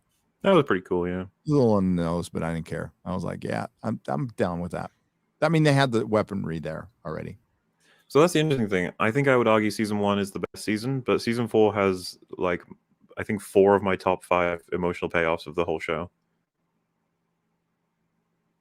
Yeah, well, with Eddie, what are the other emotional payoffs? So probably the finale for episode 4. Yep. I think the last moments that Lucas and Max have together, both of them are fucking nailing it acting wise. And it's tragic. It actually made me remember like Fred's death. I was thinking about it. I was like, oh, it's the same sort of shit. Especially having Max say, like, I'm not ready. I don't want to die. Like, I was just like, oh, that's tough. That's tough to listen to, especially with the story she's had. Yep. And it sucks because in that moment I was like, you guys, you did it. Good job. You actually went there because it's a tough thing to do. It's a risky thing to do. And then they fucking said, no, she's fine. Don't worry about it. She'll be okay. I know. Yeah. That was fine, though. Like I fully was fantastic between those two. Everyone was talking about how Lucas, the actor for him, should get an Emmy for that one. It's like, yeah, he was good. Like it was building up to that. Like the kid did a good job. Yeah, I'm totally fine with. I'll watch this all the way through. I've started. Yeah. Keep getting interrupted. Yeah, well, it's the same, man. The other thing I was just going to mention, then, of course, is Eddie's death scene. The saying that he like making Dustin promise to look after the kids that come into the school who, need someone to help him out, and like telling him, I didn't run, right? I was like, you did it. You nailed it. It's perfect. The story's over. And, I mean, it's not an emotional payoff, but I think the fix of bringing in Vecna and having 11 block it out of her memory and stuff, and like he killed all the kids, I was totally okay with all of that. It was very comic book, and that's the way it was supposed to be, by the way. Yeah, like a lot of people are like, oh, you talk about how it's a retcon all the time. It's like, do you think it's bad then? It's like, no, it's what the show needed. They really needed this. It totally needed it. And I caught that like in the second episode. And finally, we're gonna have a villain who talks. And hopefully it makes sense. And it was good enough for me. I was fine. There's some things I think that don't quite fit. That obviously, if they had planned this from the beginning, there would have been way more references to Vecna. Maybe not the name Vecna, but just like, seems like there's someone else involved, or maybe a voice. Because some people saying you can hear clock chimes at certain points in the earlier seasons. It's like, if they planned this, that would have been way more overt. They would have been planting little things all the time, but they just didn't, which sucks. But it's okay. I think they fit it in as best they could. Yep. And I'm thankful they've done it because the show needed it. Yeah, and it works. I went back and watched season 1, and it worked for me. I was fine with it. Yeah. There's a couple little inconsistencies, but it's not bad. I mean, Papa's not in. I just remember him being in it more than he was. Mm-hmm. So he wasn't in it that much. Well, see, that's another thing I think they changed their mind on. They were like, if we bring him back, we can redo the origin story. We can make the villain bound to the main character, like super hardcore. We can recontextualize the villains of all the 3 seasons to make this season feel more grand and purposeful. And then at the same time, we can have a journey for her to get her powers back. And we can tell the story of this crazy guy who thinks humans are a scourge on the planet and wants to, like just giving us a straight up motivation as opposed to just you're evil. Yeah.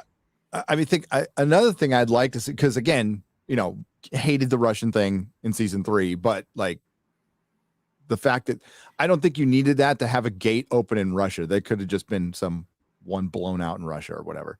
The show's had a weird relationship with Russians the whole time. I feel like they haven't fully understood exactly what they even wanted to do with it. So they caught a bunch of Demogorgons, and they caught the Mind Flayer, or a piece of the Mind Flayer. How? The dusty stuff. Yeah, I got nothing for you on that one. I'm not even 100% clear of what happened at the end of it. Like the dusty stuff went into the Demogorgon Demodogs, and then they had to kill them all. So that they're all like little avatars that run completely on Mind Flayer dust. Mm-hmm. Yeah. So I don't have a better term for it. Okay. And so the Mind Flayer can break itself up and run its little minions. So, I mean, that's going to be a tough one to explain now because they've been piecemealing the seasons, and the Mind Flayer absolutely requires little pieces throughout the season. And that was always my complaint for season 2 and 3 is like, I would have been fine with a lot of this shit if I known more about the Mind Flayer, like what its motivation was. Maybe I think they make reference to motivations in season 2 or 3 at some point, because they do eventually say like, you made him mad and you shouldn't make him mad. And it's like, oh, okay, you made it mad. Why? I don't know. Why is he mad? Because they kept burning his vines, and that upsets him. Okay. Yeah, it's very strange. You're like, all right. Yeah. It needs to be more than that. It needs to be intelligent. The one I found kind of awkward is, do you remember the big moment in season 2 where the Demodogs all attack the big science building? Yep. And it wipes out like everyone. They all get killed. The weird thing is, a lot of the weaponry and defenses in that building are fire related because they've been trying to burn the vines back over and over again. That's we see them do it quite a few times. And season 4 establishes that a flamethrower, just one of them, can wipe out like 7 Demogorgon related enemies all at once. And where did the dogs go? Did they kill all the dogs? I guess so. Maybe they didn't Oh, find people are it? trying to tell me why the Russians are in the show in the 80s. No, I know about. I'm saying why they did, narratively speaking, what the purpose of having Russians is. Like, what are we doing with them? And it feels like the Duffer Brothers aren't quite sure what they wanted the Russian element to be. They wanted it there because, like, they were a big part of the 80s. We Yeah. all understand that. Cold War. Some of us lived through it. A lot of very legitimate paranoia going on. A lot of people try to downplay that, but I mean, now that, especially since the fall of the Soviet Union, we found out that a lot of that paranoia was absolutely justified in a lot of ways. They were trying to change our culture through our art and everything, and there's plenty of information on that. So yeah, I would have played more on that than digging out a base. I would have had to just be in Russia and like the gate pops open. Like that would have made more sense. It just was a little over the top for me. I know they wanted to have a big battle in a mall because malls were so 80s. I got it. Big flash monster in the mall. Fleshy monsters in the mall. But I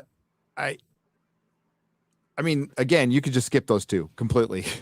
You don't need them. You just need 1 and 4, and you're good. And you'll have plenty of time to enjoy it and parse it out because it's going to be years until we get. Well, I got a super chat asking if it's okay to skip season 3, and it's like, yeah, man. You can totally. Don't worry about it. Season 3 is the one that I think has the lowest reputation from what I see people talk about. There is loads of videos that'll give you a rundown on both seasons in like 20 minutes each. I would watch one of those if you really need to know what's going on. Sorry, I'm not on camera, by the way. My camera just stopped working, and I'd have to back out and come back in. I don't want to do that. You get stuff like Murray's introduction in season 2, and it's just like, you'll be fine. They kind of reintroduce him anyway. They're like, oh, he's a friend that is paranoid and good with tech and can speak Russian. There you go. Yep. Like, all right. I like Murray. I think he's I like Murray as well. Though the one thing that bothers me so much more than it probably should is when I was watching it and Yuri offers them both coffee, I was like, Joyce should take it and she should drink it. Murray should look at him and be like, yeah, no. And not take it. Yeah. And then what you should have happen is she drinks it and she starts to, she's walking around, she starts losing her footing, and Murray's like, whoa, are you okay? And then she drops her mug, she falls to the ground, he's like, oh no. And then he gets up, looks around, and before he knows that he's hit over the head by Yuri with something. That's how you do it. Like, having the most paranoid character in the history of Stranger Things take a drink off someone he doesn't trust. It's like, nah, that wouldn't happen. No, and he's paranoid like in season 4 too, like right up until that happens. Like he's, But he's I've seen him hated by many people, Murray. I enjoy him. I think he's like funny. Murray. No, I got no problem with Murray. And actually, Max was the most annoying character to me up until season 4. Like, just why? I think I can agree with that. Yeah, I felt like she was eating up screen time for no other reason than it's like, we're trying to make Max work. Let us make her work. It's like, it's not working, man. Yeah, and what they did to Hopper, I agree with you. Yeah, that was annoying as hell. But, this was good. I liked. I got to enjoy this on my my wife, because she's rad. Made me a home theater in our new house, like as a present. And it's fucking awesome. It was so cool seeing this whole thing on that big ass screen with the projector. The 4K on Netflix is really good. Like that's the one thing that they have over any other streaming service is quality of picture. I think Prime is probably the second best. HBO Max, which has probably arguably the best content, is shit. Total shit, utter shit. It's pixelated all the time. And Disney Plus, I don't care enough to watch it on my screen. I just review shit, so it's on my computer screen. But it looked like, quality wise, the music is great. The effects are pretty good. There's some choppy stuff in there once in a while, but they were pretty good for the most part. Hey, I've said this before, but like, shows can how good. Have you ever had this where a commenter will say, your videos are so good, they're not even second monitor material, they're first monitor material while I'm eating. It's like, whoa, that's the ultimate compliment that they're on your first monitor and while you're eating. And I was saying to, I think it was Jay about this show, I was like, after episode 3, it graduated from second to first monitor content. And I was so excited for the last 2 episodes. It graduated from first monitor to TV content. I like set it up so that I could watch it on my TV and talk to people on Discord through my phone and stuff. I was like, that's how invested I am in this being good. Please. Yeah, that's a good point. All it was definitely TV content for me. I never even thought about it like that. Yeah, because I don't watch any Marvel shit anymore. Well, like Kenobi, I focus on it so that I can give people, a detailed analysis, because I know they want me to go through it and take it seriously. But I mean, if I were forced to watch it to not speak to anyone about it, just so it would be this third monitor stuff. I don't care. It's terrible. Was it me or Kenobi was shot so dark. It was like Game of Thrones dark. It had like in this extra shade on it. It was weird how all the lightsaber fights took place in darkness, and I think Rags was saying like it's obvious because they're doing that so that they can coast on the style of the lightsabers lighting up the scenes to just look cool. Yep. And I think that's it. Yeah, they didn't want to bother with the regular scenes seemed dark. Yeah. Like Game of Thrones. Remember when they came out and said, "Well, you need to watch it on a bigger TV and maybe more expensive one." Fucking shit, like so out of touch. And it seems like they haven't learned their lesson, because the House of the Dragon trailer was just as dark as all the other Game of Thrones stuff. I'm like, God dang it! Oh, that's the thing, man. Enjoy this little moment of having some fun with TV, because we're about to hit a title. Garbage. We'll get Better Call Saul in and among it, but hey. yeah, which I cannot wait for. That'll be TV content, yeah. Yeah. But I'm gonna roll back, because I saw Razorfist tweeting about it a lot. I'm gonna go back and watch Hell on Wheels, Deadwood. I'm gonna get that. I'm just gonna rewatch some good shit until the end of the year, because I gotta get ready for it. End of August, early September. We got House of the Dragon and Rings of Prime. That was I forgot to mention, by the way, because I said the first half of it. I was saying that I was curious how Jason would end up ruining the plan. I was really disappointed that a guy walking his dog stole them and then reported it. I was like, that lame. That was totally lame. Like, a guy walking his dog is going to call the local fucking jocks. I mean, it's like, come on, just have him discover it. But it was the guy who said, "Didn't you hear the kid? Let's all go." It's like, oh, it's that guy, the guy who likes the jocks, I guess. I was like, the guy who way better ways to write that. He was at the store, the gun store. Just have him follow them from there. That's all you had to do. Yep. This is what I mean about. I don't know about the Duffer Brothers writing, because like Kenobi. If someone said like, "Oh, what tweaks would you make to save the season?" It's like, it's not tweaks. We're destroying the whole thing. We're way out of tweak territory. Yeah. But like Duffer Brothers stuff, a lot of the time is tweaks. It's like, it's just a little stuff. Like, okay, I didn't like the end of Papa, and I'm sorry to repeat it, but like it left I don't know, it was sour. I didn't need Elle to forgive him, right? I was discussing with my wife. She's like, "No, fuck him. This is the way he deserved to die. He left the collar on her." I'm like, "That's a good point and everything." But he's sitting there going, "You have to understand." And I'm going to say it again. They needed to flesh out like what the danger is. I get it that the upside down is dangerous. They've been telling us for 3 seasons, but like, give me not every reason, just give me some. Show me an example. Maybe like, hey, we've done some research on this. Maybe Paul Reiser's character. We've done some research, and yeah, it will not only just absorb, Hawkins, it'll absorb our entire dimension. And there's, countless demogorgons down there. And, because right now it's a pretty big crack in Hawkins, but like, we have the entire might of our military. I mean, I need to show like, this is a absolutely like dimension threatening, like a foil for our heroes, not like you said. So 11 doesn't just end up pointing her hand and screaming at the end and beating it, because it cannot be the way it goes down. Are you saying you wanted a scene then where Papa like more thoroughly explained why he's done what he's done, and that hopefully she can understand it? And she doesn't have to understand. Like, she could understand it, but she doesn't have to forgive him. She's like, "Oh, I understand, but you're still a fucking prick for torturing me and all this shit. And don't ask, I get it. That part I get. But yeah, like Papa's always like holding back this information that there's no sense to hold back information.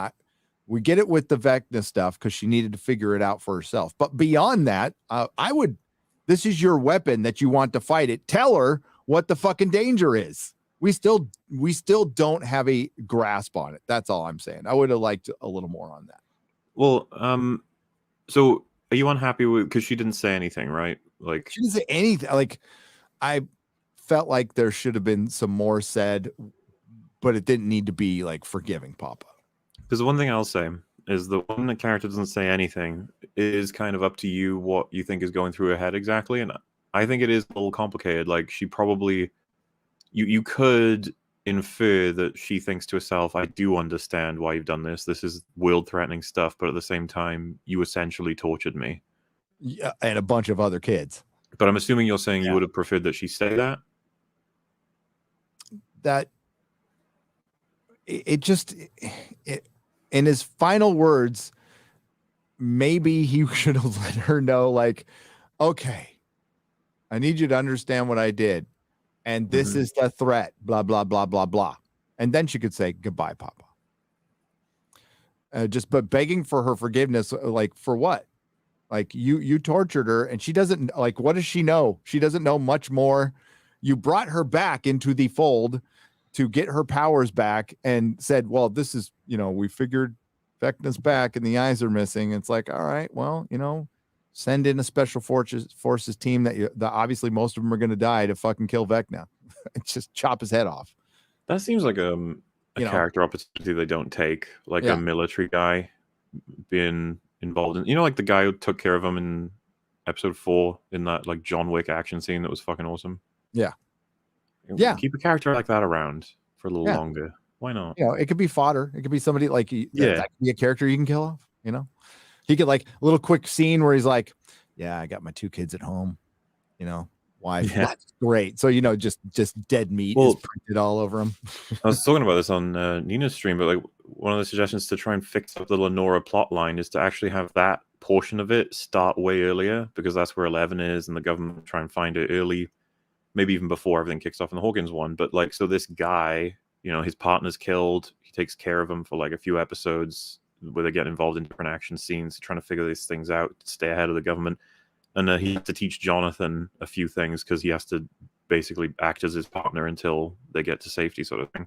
And you could make it so that Jonathan has some level of purpose instead of just being, I will get high when I'm stressed out. And hopefully Nancy understands that I'm going to a different university. I can't believe that's it for Jonathan in the whole season. Yeah, that was really weak. Dude, I was getting really bad vibes from like the first scene he had with Argyle, where he was explaining where he's going to end up for uni and how Nancy's not ending up at the same place.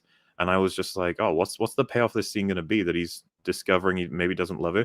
And he's just like, go get high. And he's like, okay, dude. I was like, oh, okay. Yeah, I need a little more.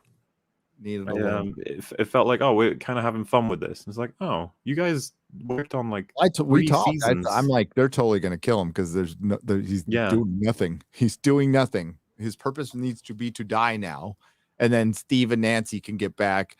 But you can always feel a little bit bad for John, who sacrificed himself for her or some shit like that. That's what about you, man? But love triangles tire me out. It's like, ugh. Because what's going to happen with the Duffer Brothers is Steve's probably going to find some girl, Deus Ex girlfriend at the end or something. And everybody be happy. I mean, Nancy straight up said to him in season 2 that she's pretending to love him, and then she cheated on him with Jonathan. So, Steve, you can do better, buddy. Oh, yeah. Yeah, Nancy ain't all that. She's too skinny. Too skinny. Girl needs a cheeseburger. Well, he is too. They both need to eat. I just want more scenes of Steve hanging out with Dustin. Those two are funny together. So it's good enough for me. I don't need to know Nancy. The kid playing Dustin is 20 now. It's fucking 20. I think there's an interview where they're answering questions and someone starts their question establishing that. And I think the actor Steve is like, what the fuck? He's like, yeah. He's like, you're 20? Damn, dude. Go to Vegas in a year. All right. So far we've come. Yeah. Yep. How you doing, man? How am I doing? I'm doing good. Good. Good. What is my It's dog? coming to 11 p.m. for me. So it's, it's still fine. Okay. How are you doing? I'm good. I'm probably gonna have to let my dogs out. My dog has been staring at me for like 15 minutes. In a minute here, you might have to carry it for a second, but It's very fair. yeah, how are we gonna do this? Because I'm sure you've got super chats. I've got. Thank you. By the way. Awesome. I think I have like 12, so it shouldn't be too hard to get through them. Okay, because I can stay through that. I mean, it's not like I'm going anywhere. It's not like I'm staying here. Well, I mean, I'll stay as well for doing some of yours if you want. We could take it in turns even if you want. Yeah, we could. Well, what can you read a couple while I let my poor dog who's been. Well, I can't read yours obviously, but yes, I can read. Yes, some. I mean yours, of course. Mm-hmm. All right, yeah, and, sure. I'll be right back, and mm-hmm. and maybe I can try to get my camera working. Sweet. All right. Right. Thanks, man. Mm-hmm. So, Russia arc had zero impact on anything. Total filler. So, funnily enough, I would have been fine with it if it didn't reflect in any way the stuff that 11 and the Hawkins gang were doing. I'm fine with a plot line being that we're trying to get Hopper saved from Russia, and that the big payoff is that they get him out. That's fine with me. I feel like it gets more embarrassing when they try and bind it to the 11 plot line, where Hopper was like, you see, us killing a bunch of Demogorgons will help. And it's like, okay, I don't know about that, but okay. Okay. The show has about 27 too many characters. I don't even think I disagree with you. I think that whenever we get characters that have a lot of decent work done for them, a lot of decent writing, there are other ones that suffer big time. I think it's become clear that the Lenora plotline is filled with characters that just didn't get the attention, detail, or I guess dimensions that they needed at the sacrifice of basically the Hawkins plotline. Unfortunate, but there we are. And this problem wouldn't be happening if they had less people to write for. Which is interesting because the season is so long. You'd think they'd be able to do it. Jack and Hagar was a great Russian guy. Hi, Wombo. Hello. And yeah, the actor who played Jack and Hagar, I think is how he says it in the show, is the one that played the Russian god. I knew I recognized him, and then I Googled it, and I was like, oh my god. Can we talk about how stupid the bad general was, though, willing to murder government agents and innocent civilians because he has a hunch that L is doing bad with zero evidence? I think I can agree with that. He was a bit stereotypical. I think he said, like, what's more likely? The science project has gone run amok and killing people again, like has happened before, or there's a demon and an alternate universe and blah, blah, blah, blah, blah. And it's like, man, don't they have evidence of this? Don't now that the alternate universe is a thing and the upside down's a thing, and do they not have cameras and testimony and stuff?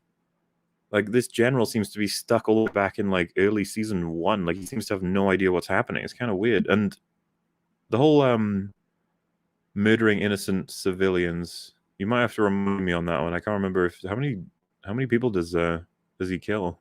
Like, does he kill a whole bunch of people? I don't remember. Obviously he kills the agents, or at least tortures the agent. I'm assuming he killed him as well. He wasn't on that security level. The thing is, he seems to outrank Dr. Owens. So you'd think Dr. Owens would be able to like inform him, but I guess it's all compartmentalized to the point where no one knows what Owens or Papa were doing. And it's like, okay. I'm not going to say it's a flaw necessarily. I think I need to rewatch it to see if I think it fits. Because I just would have thought he'd know, you know? They made too many characters in order to meet diversity quotients. Now they're stuck with them and have to force 127 story arcs, not just 2 or 3 great ones. Well, to be fair, there was 3 or 4 storylines, I think, in this, right? That's how they did it. And I think they could have been better. I think the Lenora plotline could have been way better. It just wasn't. But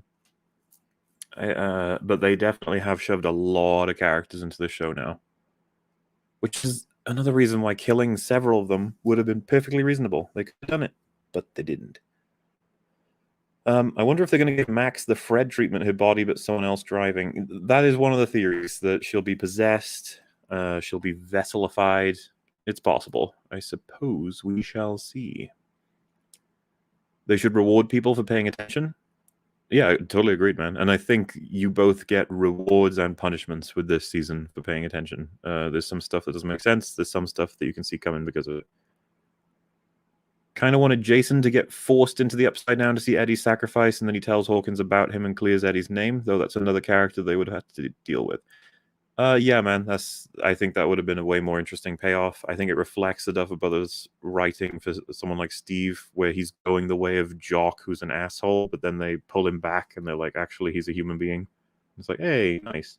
And they could have done that with Jason, but they made him just, archetypal bad guy. Which, I'm not going to say you should never do that. It's just that I just find it less satisfying, that's all. Eddie playing Master of Puppets is badass, MVP of the season. Dude, that's like one of the best scenes just ever. But I might be a little bit biased. I do like metal. Steve's only alive and good because of Joe. Because of Joe? I recently rewatched season 1 and 2. Who's Joe? Who am I misremembering? Only alive and good because of Joe. People like to say that the Steve became good after he got thrashed by Jonathan, but I can't even remember. Jonathan, Joe Mama, Joe Keery. Isn't it? Hey, I'm back. Hey. I'm just reading out some opinions from the chat. You know how it goes. Good. Jason is going to have a Darth Maul return, though his hatred of Eddie and Lucas. Jokes aside, so glad they fixed Hopper and added depth to Sarah. Yeah, I'm glad they got him back on track, and hopefully they maintain it for season 5. Hopefully he's not a joke. Hopefully he actually leads. It would be nice if Hopper led them. Yeah, he's supposed to, right? Mm-hmm. I think Joyce not being a manic, freaking neurotic through an entire season was good. Mm-hmm. Yeah, that was good. Mm-hmm. I like Winona Ryder. I like it too. I think she was at her best in season 1. I think she really tried hard to pull off the whole a mother who refuses to give up on her son, which was awesome. Yeah. I felt like in season 2 it got a little bit silly when she basically just repeated the whole plot line she had in season 1. Even to the point of redoing oh look, she follows the lights and gets an alphabet. And this season it's oh look, she follows the drawings and creates a whole map of Hawkins in her house. It's that's coincidental. This is silly. That's coincidental. Max was a woke diversity character they're stuck with. That's why she made no sense from show to show and season to season. She can't die. I'm pretty sure after what we just saw, they can't kill her. I'm really disappointed to see that they can't kill her. This sucks. I feel like she makes no sense. I mean, if they could have made it make sense, They did, and they blew the chance of making her have a real arc because she was insufferable and unlikable because she was popping pills and suicidal. Okay, that makes sense. Yeah, and then she got through that, and then killing her would. I mean, it's effed up, but it would make sense if story wise, it's kind of what you should have done. That's the thing, man. If someone said they can't kill her, I'd be like, yeah, well, they shouldn't have built it this way. Then they should have come up with a different plan. If you're gonna put her against Vecna and then have 11 fail to kill Vecna, you know what that means, right? Yeah, she dies. She dies. It makes you hate Vecna more. See, that's That's why back in the day when villains used to kill people you liked, you hated them. That's why you hated them. You wanted to see them get their comeuppance. And that would have been a great motivator for everyone on the team because they all liked her. There you go. But which, by the way, again, the Fred vibes. Remember, everyone fucking hates Illyria and everything that happened with because Wolfram and Hart don't even like Illyria, and it's just because when everyone likes a character and then they fucking kill it's a great motivator. It is, and they managed to make Illyria fucking likable before the end of the season, which is crazy. That's one of the most unreal things I've ever seen in writing. She had 6 episodes. I kind of like Illyria. So it's nuts. Dude, talk about subversion. Her whole plan is This is why, by the way, that if me and Gary ever actually talk about Buffy and Angel as a full topic, you'll be here for 10 years. You have Angel season 4, which I stand by as the worst fucking thing ever. Jasmine, she's this demon that wants to take over Earth, and when she finds out she can't, because they're really good at writing, they just have her go, fuck it, I'm gonna kill everybody. And it's like, okay. They did it again in season 5 of Angel, but they changed their mind this time. Illyria's goal is to take over Earth. She finds out her whole army have turned to dust over time because she took too long. And that's it. They're all gone. And she fucking like falls to her knees, and then she starts to ask existential questions about what she's even supposed to do anymore. Because that is how it would probably go. And then she decides she's going to hang around Wesley to try and understand the world better, and hang around Wolfram and Hart because they're the most powerful organization on Earth. I was like, She doesn't just go nuts and start killing everybody. It's like I need to figure out a plan B. This is what I'll do. And then she eventually loses stability in the body. Powers are taken. And then Wolfram and Hart's sort of acolyte beats her the fuck up. And she has to actually join the team because she's not too great on her own anymore. She's humbled.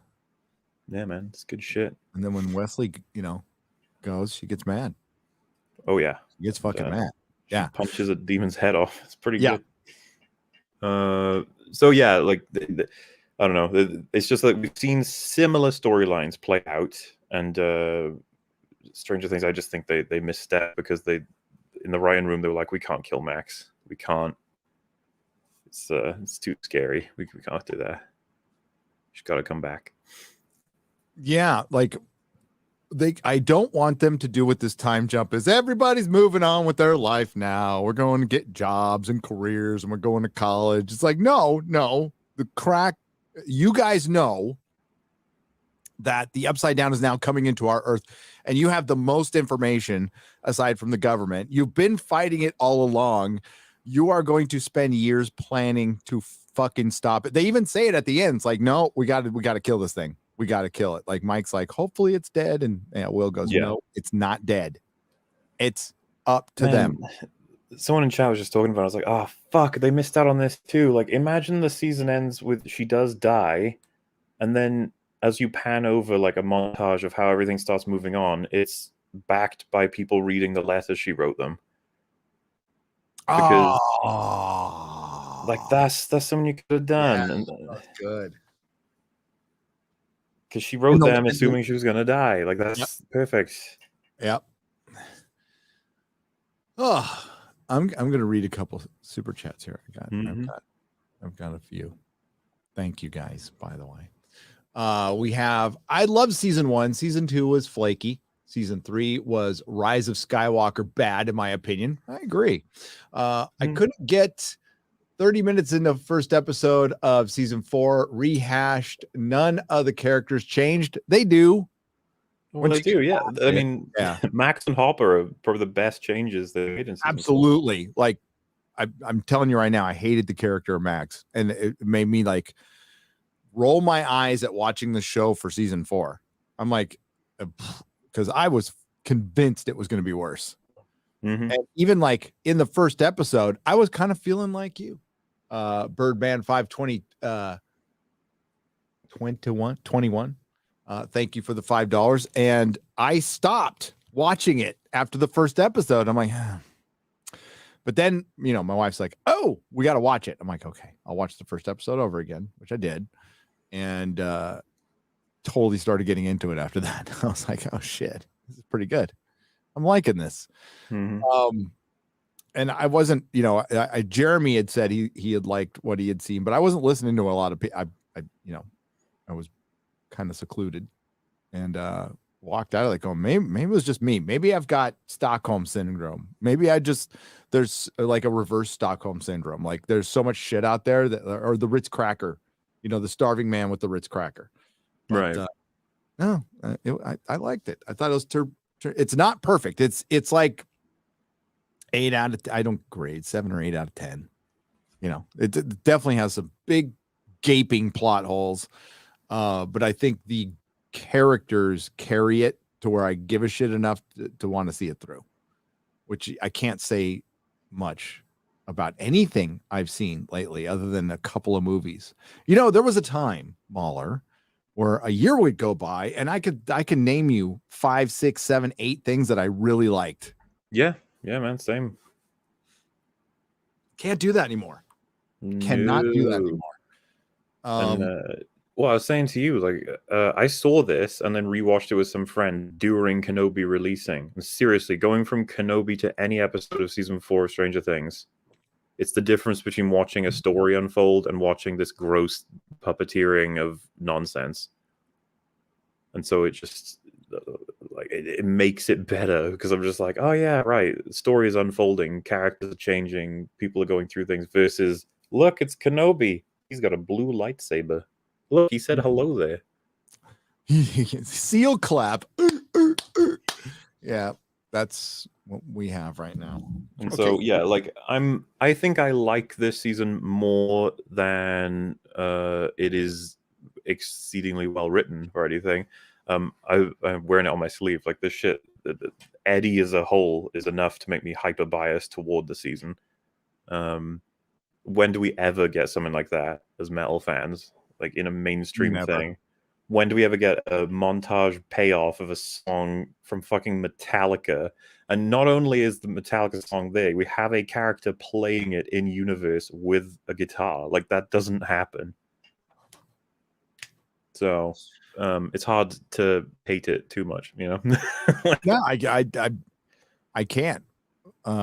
It's been the most enjoyable thing to watch in a while. I mean, I really like The Northman and I really like Top Gun. So you know, we've gotten some good stuff, but I've also watched so much crap. And we're on the doorstep of Thor: Love and Thunder. And we're in the doorstep of Thor: Love and Thunder and She-Hulk. It's gonna be great. Exciting times. Yeah. Joseph Fazio for $1.99 says, thank you very much, by the way, says Hopper is Red Guardian. Hopper's better than, well, he turned in the Red Guardian in season 2 and 3 for sure. Yeah.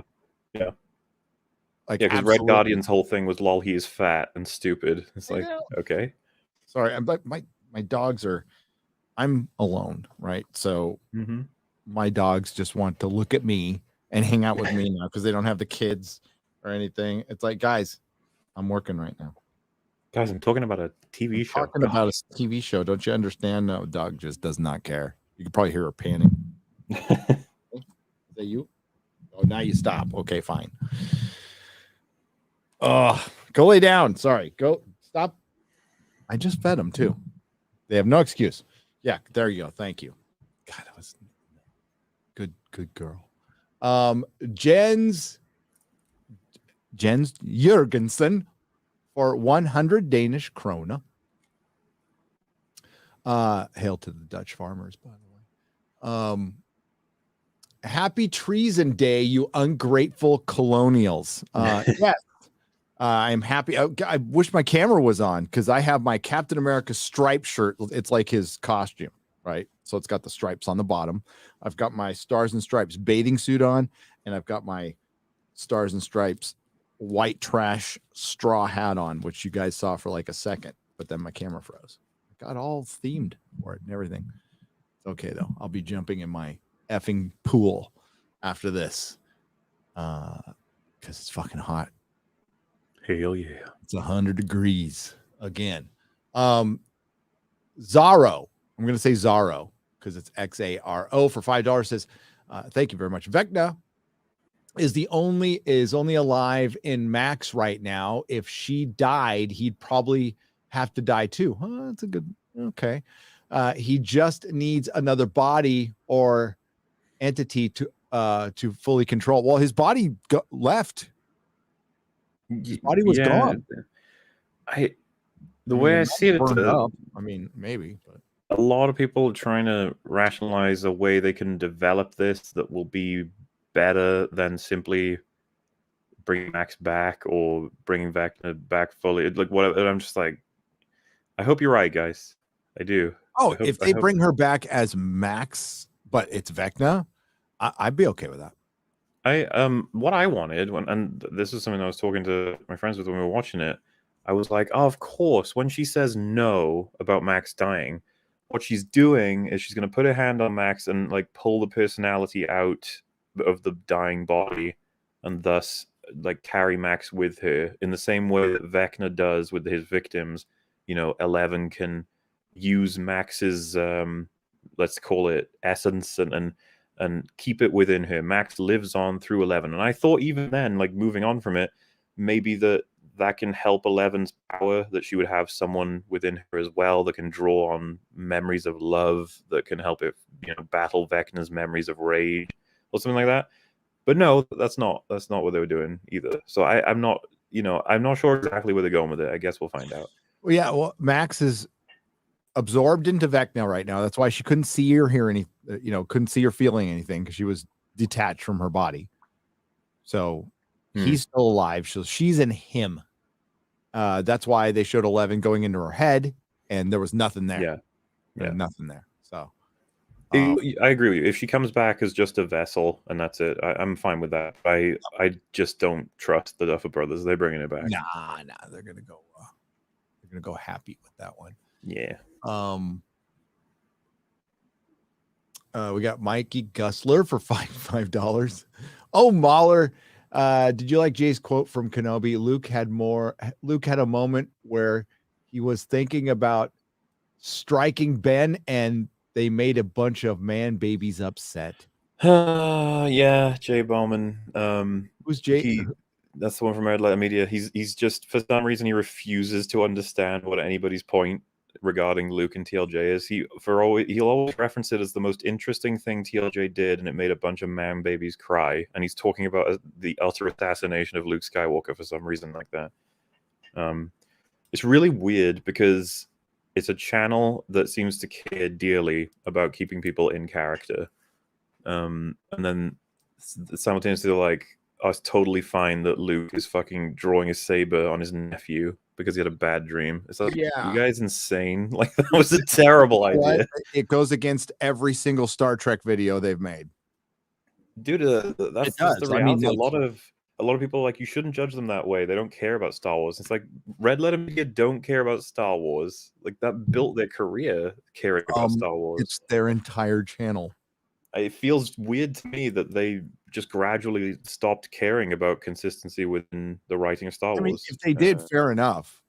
But like, you just made a Picard video telling you how much you cared about Picard and how you had to let go because you were caring too much. Yeah, and a lot of the logic they use where they're like, just stop. I think Rich literally says, if you just stop caring about things making sense in Star Wars, you'll enjoy it. And it's like, why couldn't I just say about Star Trek? Yeah, like Picard and Kenobi are the same bad. They are the exact same bad. Not giving a shit about what came before, vandalizing your titular character because it's far more interesting to you, the quote unquote creator who's involved, to tear that character down because it just looks like another white male to you. That's the same kind of bad. That's the same fucking kind of bad. Yeah, it makes no sense. It's clear that like they don't care about Star, and just say that, like, I don't give a fuck about Star Wars anymore. I don't either. I'm right there with them. I could care fucking less. I think you can still. What surprised me with Kenobi was just how bad it was. That's right. I thought Disney would at least fuck. I mean, like, dude, this is kind of it. This is it. You need to, otherwise you're just going to be making like Filoni Star Wars. You're going to be making extended seasons of Rebels and Clone Wars for the rest of time now. Like, this is the one place you can go where there's probably a story to tell that should be a big hit, and it wasn't. It wasn't. It wasn't a flop in the sense of like, there's no way to quantify it because we've never seen any fucking numbers, any real numbers that weren't from Disney or Roku or whatever. Bullshit.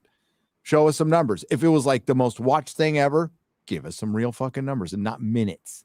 But it got beat by Stranger Things and Top Gun and the Johnny Depp trial. It was like the fourth most popular thing, a Star Wars thing. And it was shit. It was so bad. You made Darth Vader look dumb. After the hype and the discussions and coverage of season 4 of Stranger Things, like, I imagine the most they'll ever have tuned in will be tuning in for the premiere of season 5. Yeah.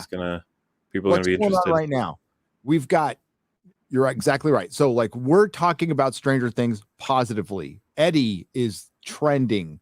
People are talking about Max, and there's not a split fandom here. There's some people who just don't like it, and that's fine. I understand why you don't like it. I get it. But like as far as the fandom within Stranger Things, most of them are very happy right now. That's called a success. That's what success is. Not look at all those racist fans complaining about our black character that we shoehorned in. It's like that's not a success.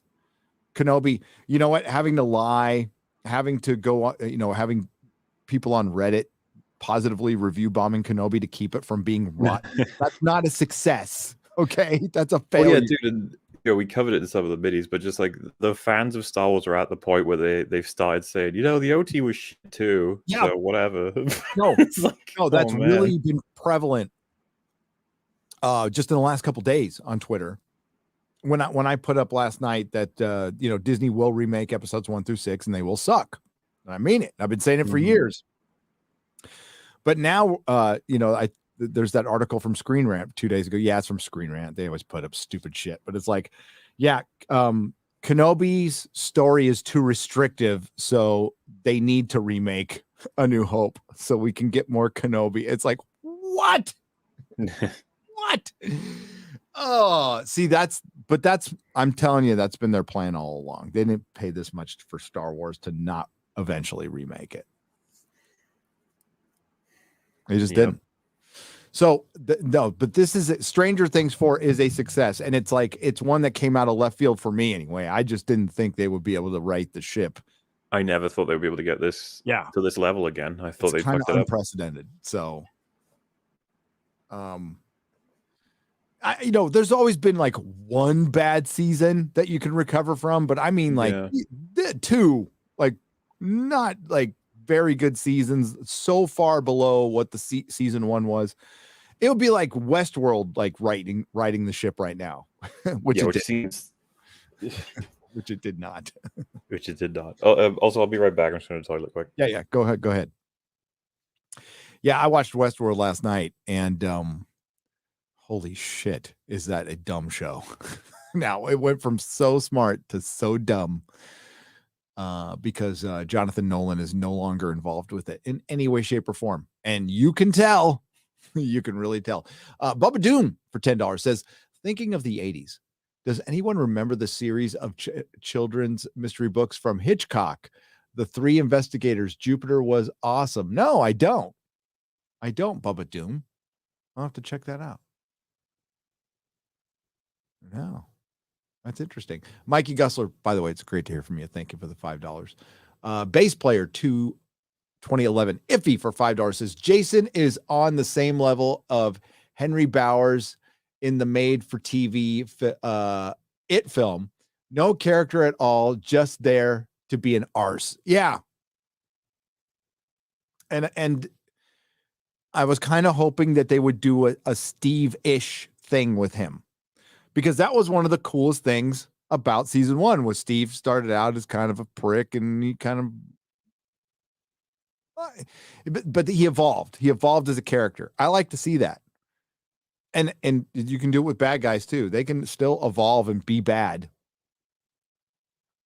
I thought Papa was a little better, but I just wish they would have done more in the end. That's me though. Didn't kill the whole thing for me though. Eddie Munson character greater than all Kenobi characters, says Justice Fat Seagal for 2. Steven Seagal for 2 Canadian pesos. Could not agree more.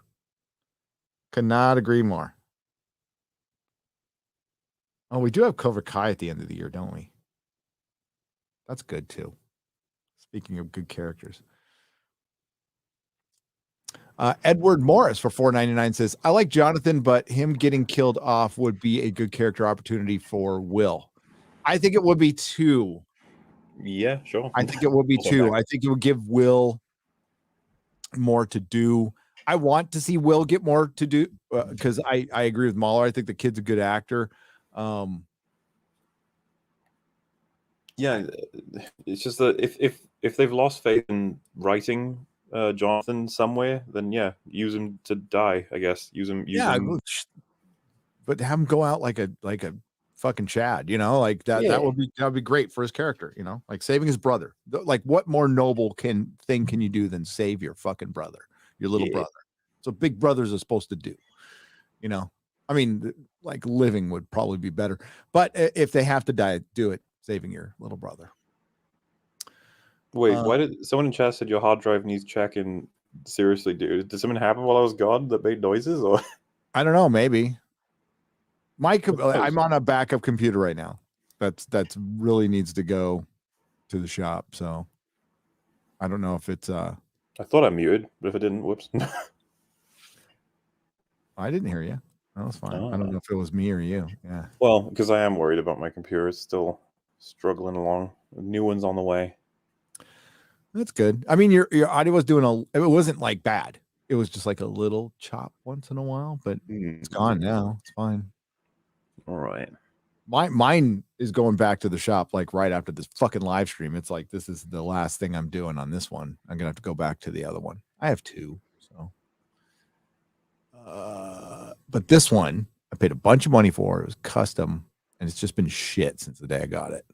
And I've waited like a year and a half to fucking send it back. Nerdrotic, there has been a shooting today in Illinois. I want to give you a shout out. May the wings of liberty never lose a feather. Was it the one yesterday or like another shooting today? Oh, I know there was the guy shot at the cops and the cops shot him. That was that's Ohio. And there was like a little bit of rioting, but it's like don't shoot at the cops. They probably won't shoot you back. Probably not going to promise you. Try not to be in those situations. That's what I say. Hi Q, thank you for the 5 British pounds. There's a shooting every day here, every single day. There are people getting murdered left and right in Chicago, and you never hear about it. Same with Oakland, same with Richmond, same with East LA. There's people getting mowed down every single day, but you don't hear about it because it's not good for the narrative, unfortunately. But that's price of freedom. Price of freedom is risk. I know it sounds cold-blooded, but it's true. Mikey Gussler for $10 says, so the Scoopers said that Superman will be in Black Adam, but they won't show his face, only his suit. Wow, I'm not surprised. I'm saving my money. Film looks boring anyway. # restore the Snyderverse. It looks boring to me too, Mikey. It really does. Black Adam. So they still don't know what they're doing with Superman. And no, I mean, like if Zaslav is this genius that everybody says he is, then he'd be talking to Henry Cavill and signing him and getting Matthew Vaughn, who has been saying for over a decade that he's got a great Superman story written by Mark Millar. I would just say, okay, let's try it. Let's try it. Matthew Vaughn's a very good director. Mark Millar, good comic book writer, and I think Vaughn could probably tweak any script. I'd love to see it. But Mikey, I'm with you. Black Adam just fell asleep halfway through hearing about it. Saw the trailer, didn't mean much. Part of the problem is The Rock. I just see The Rock. I don't see Black Adam. It doesn't look like Black Adam to me. He looks like The Rock. Edward Morris for $9.99. The Duffers have said they purposely didn't answer everything in volume 2 because they wanted to answer it in the final season, which is fair enough. Absolutely. I'm fine with that. Yeah. So the reason why it's stuck in 83 will be revealed later. And I'm cool with that. I was just asking if they did say anything. The stuck in 83 thing was, I think, a good bit of information, to be honest with you, that I look forward to seeing answered. I have my theories, but I'm glad they didn't answer it that this season. So I'm right. I'm with you.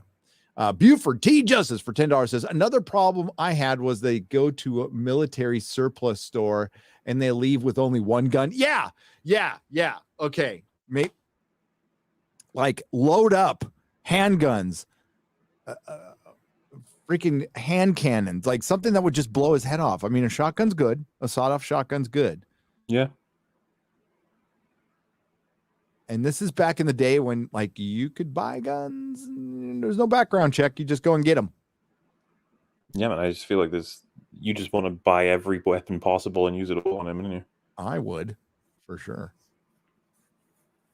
I would for sure. Did you got some super chats over there? Yeah, I can read some more. I stopped watching after season 2. Would I have to watch season 3 to understand season 4, or could I just skip to season 4? Like, yeah, you can skip. Skip. To be honest, dude, when you find out a plot summary of season 3, you won't believe it. You're like, what do you mean? Dude, I've watched them, and it's you're like, whoa. The ice cream store workers stumble across a Russian experiment below an American mall. You're like, what? You're like, yeah. You know, it's Space Wizards for children, okay? It is. So don't worry about it. Yeah. Happy Britain Lost Day. Oh man, long man and nerd. Yeah. Well, happy, good job, America. Happy, nice job. We're not doing that great. The cool thing about our country is we're run by an incompetent, senile, illegally voted in shithead. But we still love our country, and he'll be gone in a couple years. Don't know if we're going to replace him with anybody better. Hope so. Thank you for being my favorite Welshman. Hey, that's not bad. Christian Bale's a Welshman. Anthony Hopkins is out there. Apparently, I beat them both. Not bad. I haven't watched any of the show, but I always enjoy listening. I always worry about that, like what it feels like to listen to you and I talk about this show without having any context for any of it. Yeah. Like, I think I'm following. Well, it's like when you guys talk about video games. I'm still listening. I have no idea. When you like go into Elden Ring, I'm like, all right. Yeah. I'll just tune out for a few minutes. An idea what's going on. Yeah.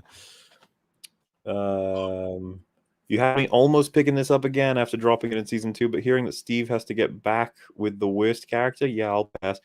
He doesn't. Not at least in this season. Doesn't.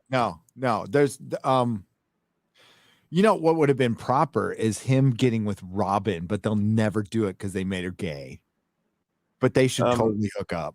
They're great together. Like, that, by the way, is they will never kill Robin. I don't even think they'll ever hurt her. Like, they don't want to get anywhere near. Because there's that.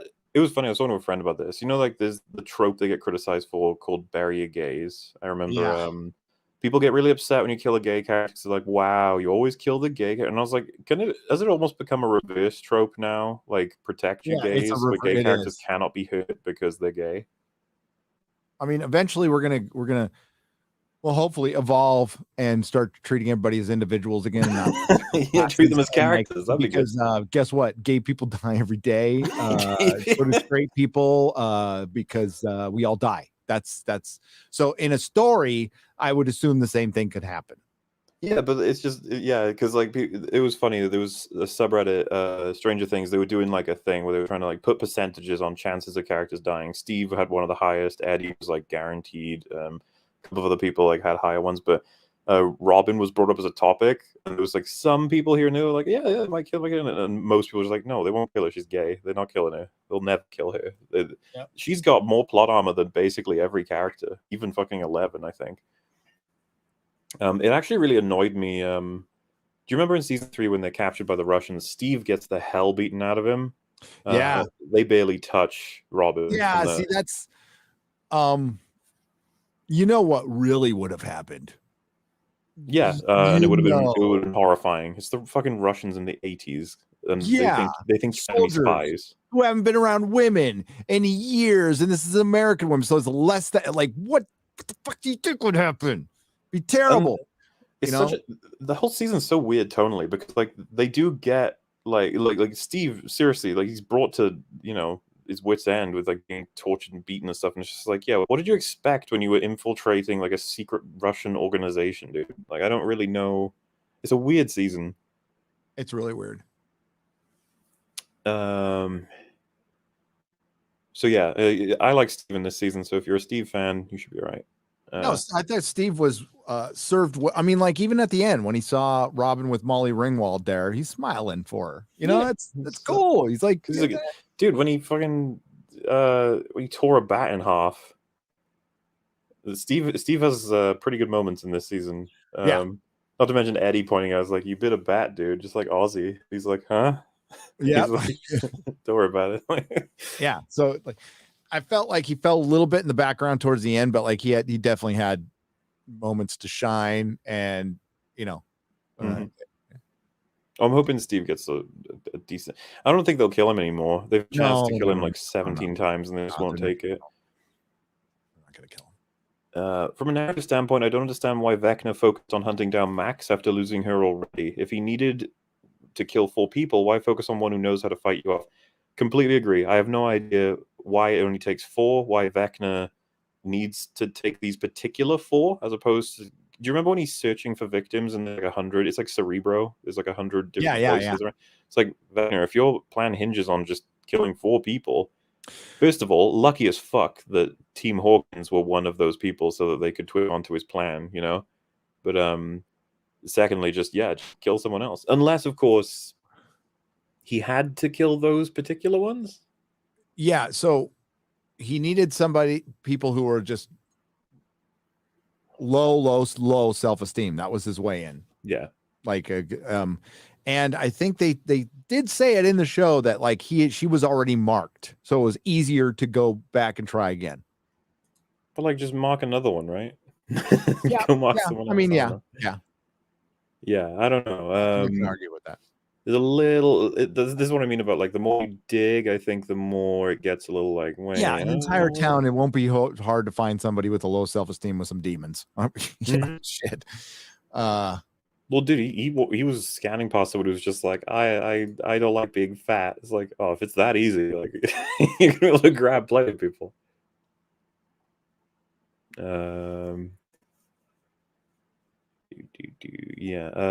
The Eddie Master of Puppets scene is fire, dude. It's fucking cool. It was amazing. It's cool, and you know what? I don't care how on the nose it might have been. I just don't care. It was cool. I can still enjoy things. That's nice. It's rare, but it's nice. They go in quotes. This is music. They even echo his voice at that part. It could relate a lot to that bit. Yeah, dude. That's just a classic. Like, people like pop songs and music. Metal is noise, and it's like, it ain't fucking noise. No, metal is better than pop. Period. And fuck yeah. Doesn't Max have to die in hospital for gates to reopen at the very end? She's the 4th gates, can't open without 4. She did die. So she, I don't want to say soul, because I don't think they made that a mechanic in this universe. Her software is gone. Her consciousness. Yeah, that's gone. That's dead. So that's why the gate opens. But her body is being kept alive, like artificially. But her heartbeat did stop, which allowed everything to crack open. Yeah, that's it. Yeah. And then 11 rebooted her body, but not the consciousness. I enjoyed the hell out of this season. The show had a really good jump in quality. I think it's a significant jump from season 3. Yeah, totally agree. Season 5 finale 11. I believe in love. Probably she's gonna beat Vecna with love. Probably, yeah. Yeah. It's not even something I'd hate them if they did it. I'd just be like, figures you'd do that. All right. Happy 4th, Mauler and Gary. Thank you very much. Happy 4th. High Top made a new video on why there should be a new Superman solo movie, and for once I actually agree with him. As a Superman fan, it does hurt the last movie he was in was the Snyder Cut. Well, I mean, hey, some people like the Snyder Cut, and that's okay. My son watched that video because he shot me. So this, like, my son shoots me random messages all the time, but this is like, why can't they make a good Superman movie? I'm like, I know, son. I'm as ready for it as you guys are. It'd be nice to have a good Superman movie. Yeah. Before superheroes die out, I'd love to see a proper Superman movie. Hollywood's incapable. I mean, the answer is they are incapable because their general belief system does not believe in the hero. It is weird, yeah. They've really gone away from what I guess I could call intuitively classic storytelling in a lot of ways. A lot of archetypes and tropes they used to they're like tried and tested. They don't want to get anywhere near them anymore. It's kind of weird. Yeah, it is.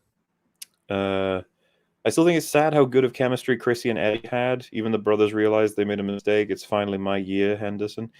I I think that surprised everybody. I was going to say that was the scene where I was almost baffled by the show. I was like, how am I enjoying two people who I've never seen really before, who've not really talked to each other that much before? How am I enjoying this scene so much?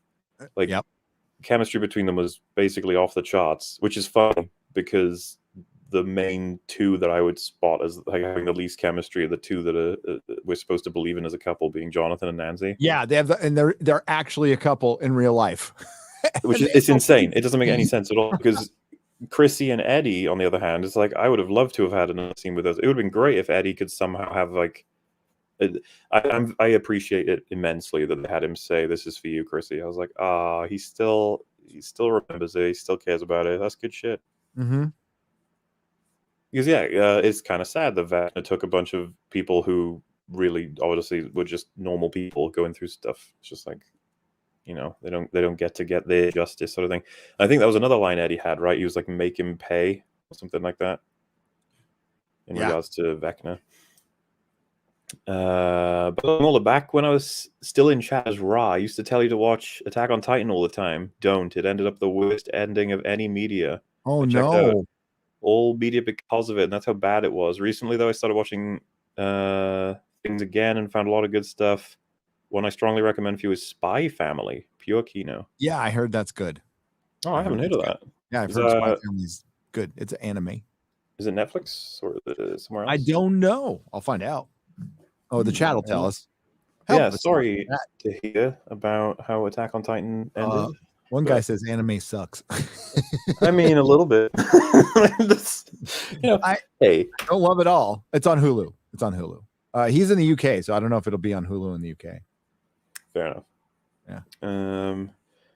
Imagine by having an awful piece of writing and total break in time, Eddie played Emerald Sword. I think in all seriousness, I'd climax to death. So Emerald Sword is from Rhapsody, and that's my favorite band. Unfortunately, that song is well past 1986, so we're not going to be able to have that pop up. But hey, no, it was Master Puppets came out in 1986. It was the most listened to album. I'm like, listen, there's a lot of like Metallica's not what they once were. But this was still Cliff Burton days. So I was lucky enough to see once. I was telling you that in the chat. Like I saw Metallica open for Ozzy with Cliff Burton. It was fucking epic. And they haven't been the same since he died. Way too young. Rest in peace, Cliff Burton. Soren Tordun. It's got umlauts and everything. For $20 in total on the donation side. This is a two-parter. Says the Duffers chickened out.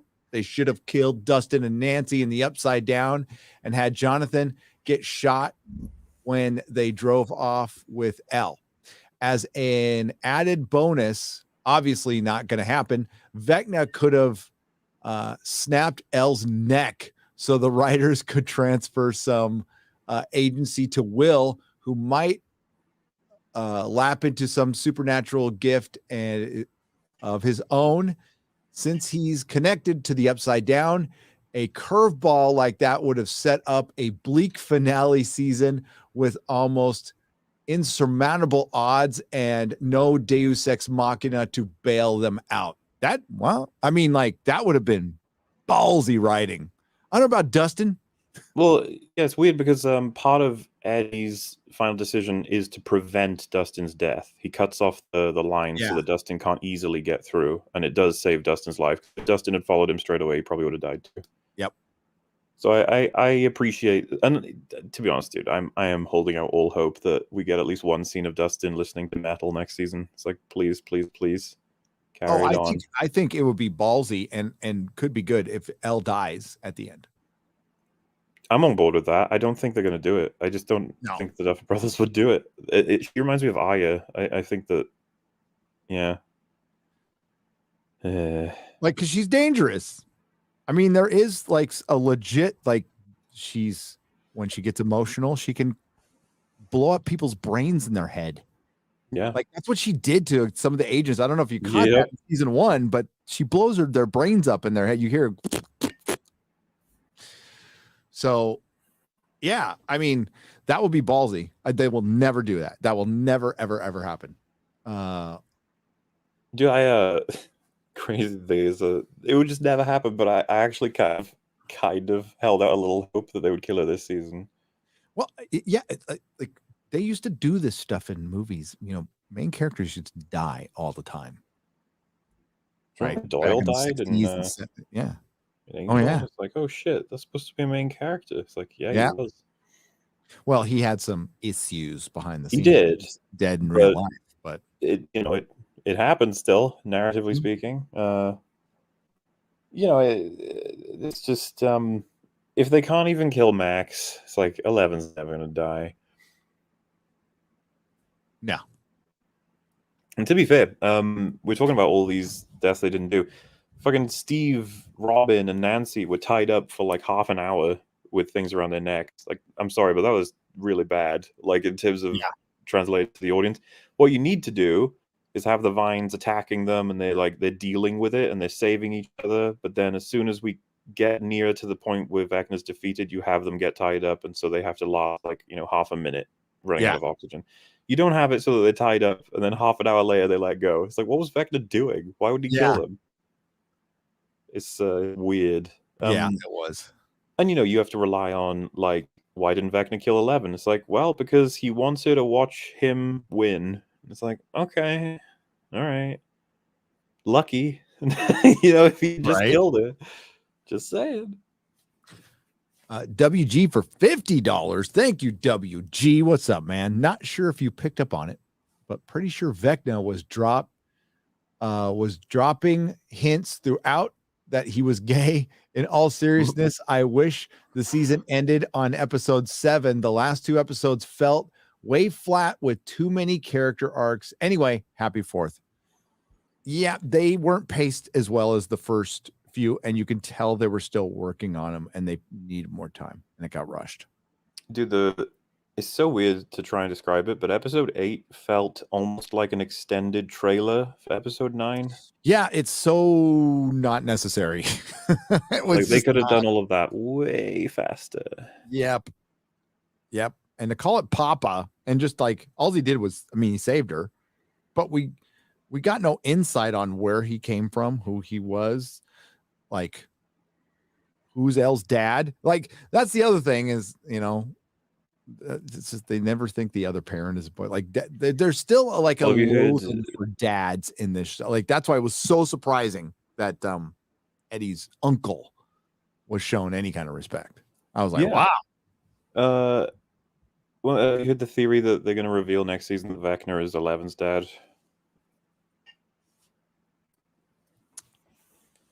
You know what? I never thought about that.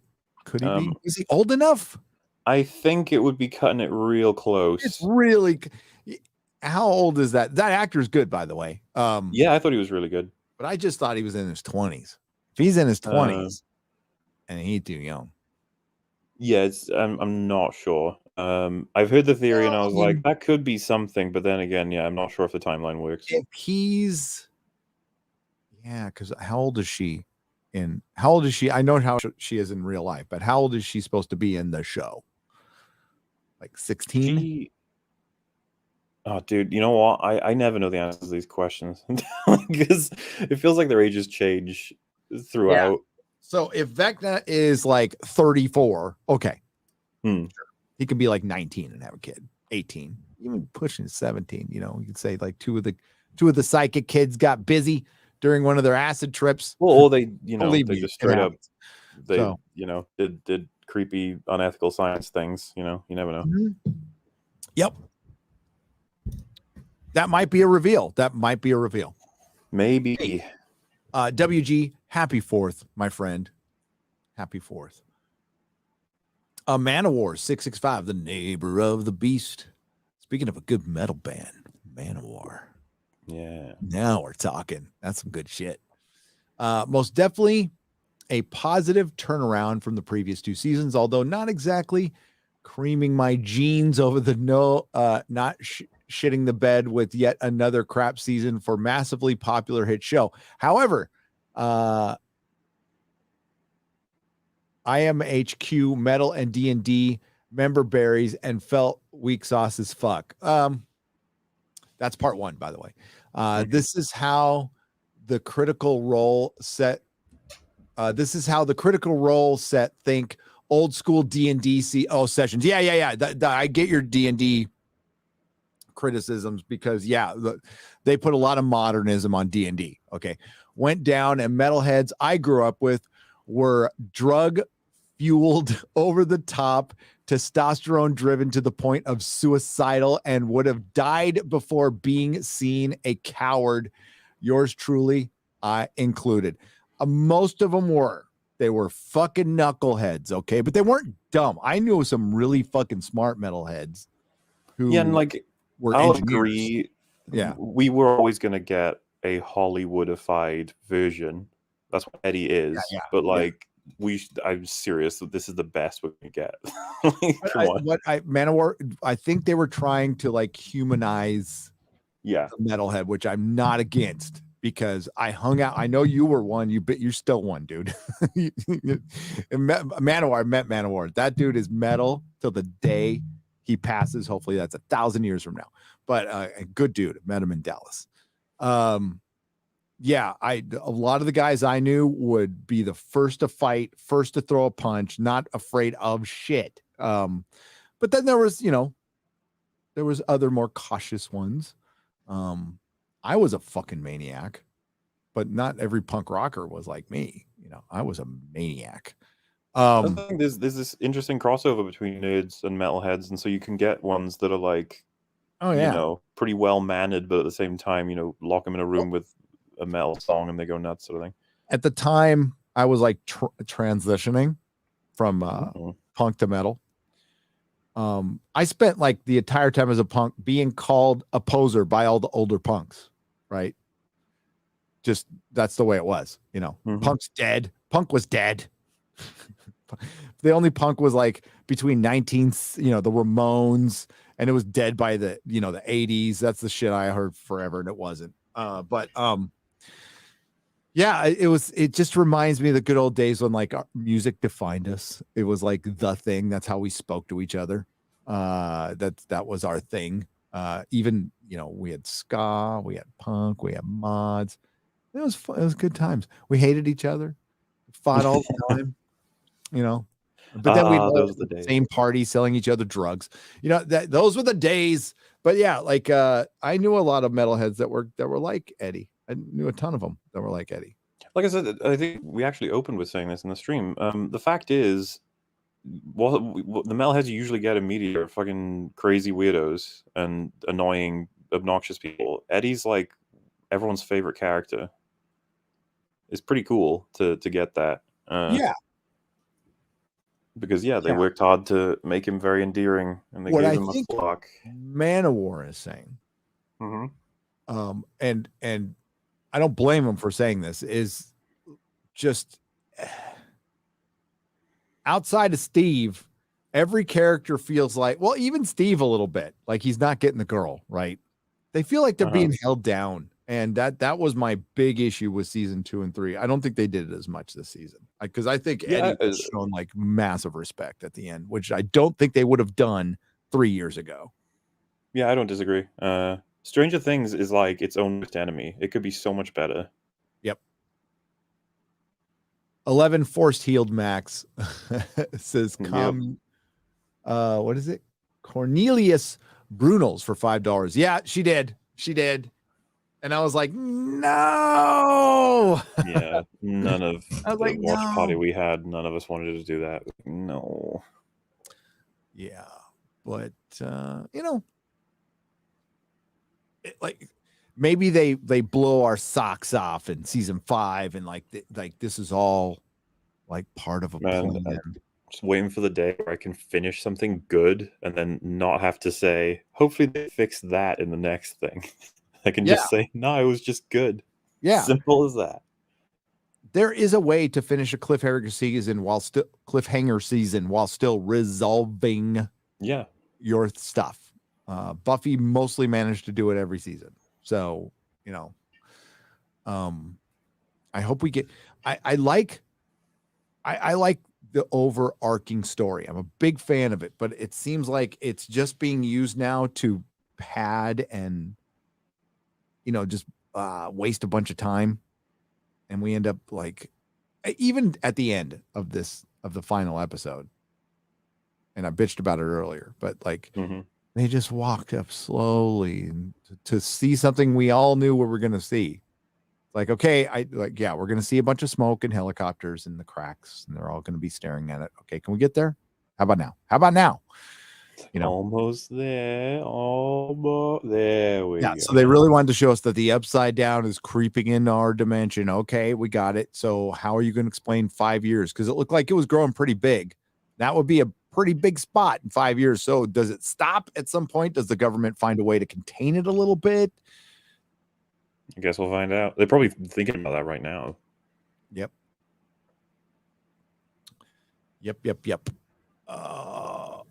How are you doing on Super Chats, buddy? I can read a few more on this end. Plot armor was insane in this. Vecna should easily have won, but he just had stupid vengeful villain. Just kill 11 and you're good, dude. Listen, I understand. I really do. But there is some validity to a villain being like, I fucking hate you specifically, and I want to see me kill all of your friends. I think that's valid to some degree, that he would make that choice. However, I will still admit that had he been like, oh, I can hate you, 11, I'm going to kill you, and he did, then like all the main characters would be dead right now. Yeah. Plus, she was like not physically there. Yeah, I guess, could he kill her or could he not? I mean, could maybe kill her in her mind? I guess so. I'm not actually sure if that's how that works, or if she just wakes up and is like, eh. Well, Scarlet Witch killed Professor X when they were just in fuck. Why would you even reference that piece of shit? I know. Did you see that video I sent you where Reed Richards, it says smartest man alive, and he doesn't like, it's just a scene of Black Bolt killing fucking Scarlet Witch. Oh, dude, that's so good. It was so satisfying to see that. I'm just happy we're well past the time where everybody agrees it's a shit movie now. It only lasted like a month. It wasn't. I know. It seems like once the bots go away and the real people actually see stuff, they go, yeah, that wasn't very good. I just love seeing like normies be like, it's kind of dumb that she could just beat Professor X that easily, and you're like, yes. Like on his home turf. I mean, she's powerful. Well, yeah, he's like the only sidekick. He's a god in there. He is a effing god in there. Yeah, and she's never done it before. The most she's ever done is mostly accidental, like in Westview, in terms of mind control. And then she just beats him straight out. It's like, okay, all right, then. Okay, yeah, that's fine. Yeah, that's really entertaining and fun. That's stupid.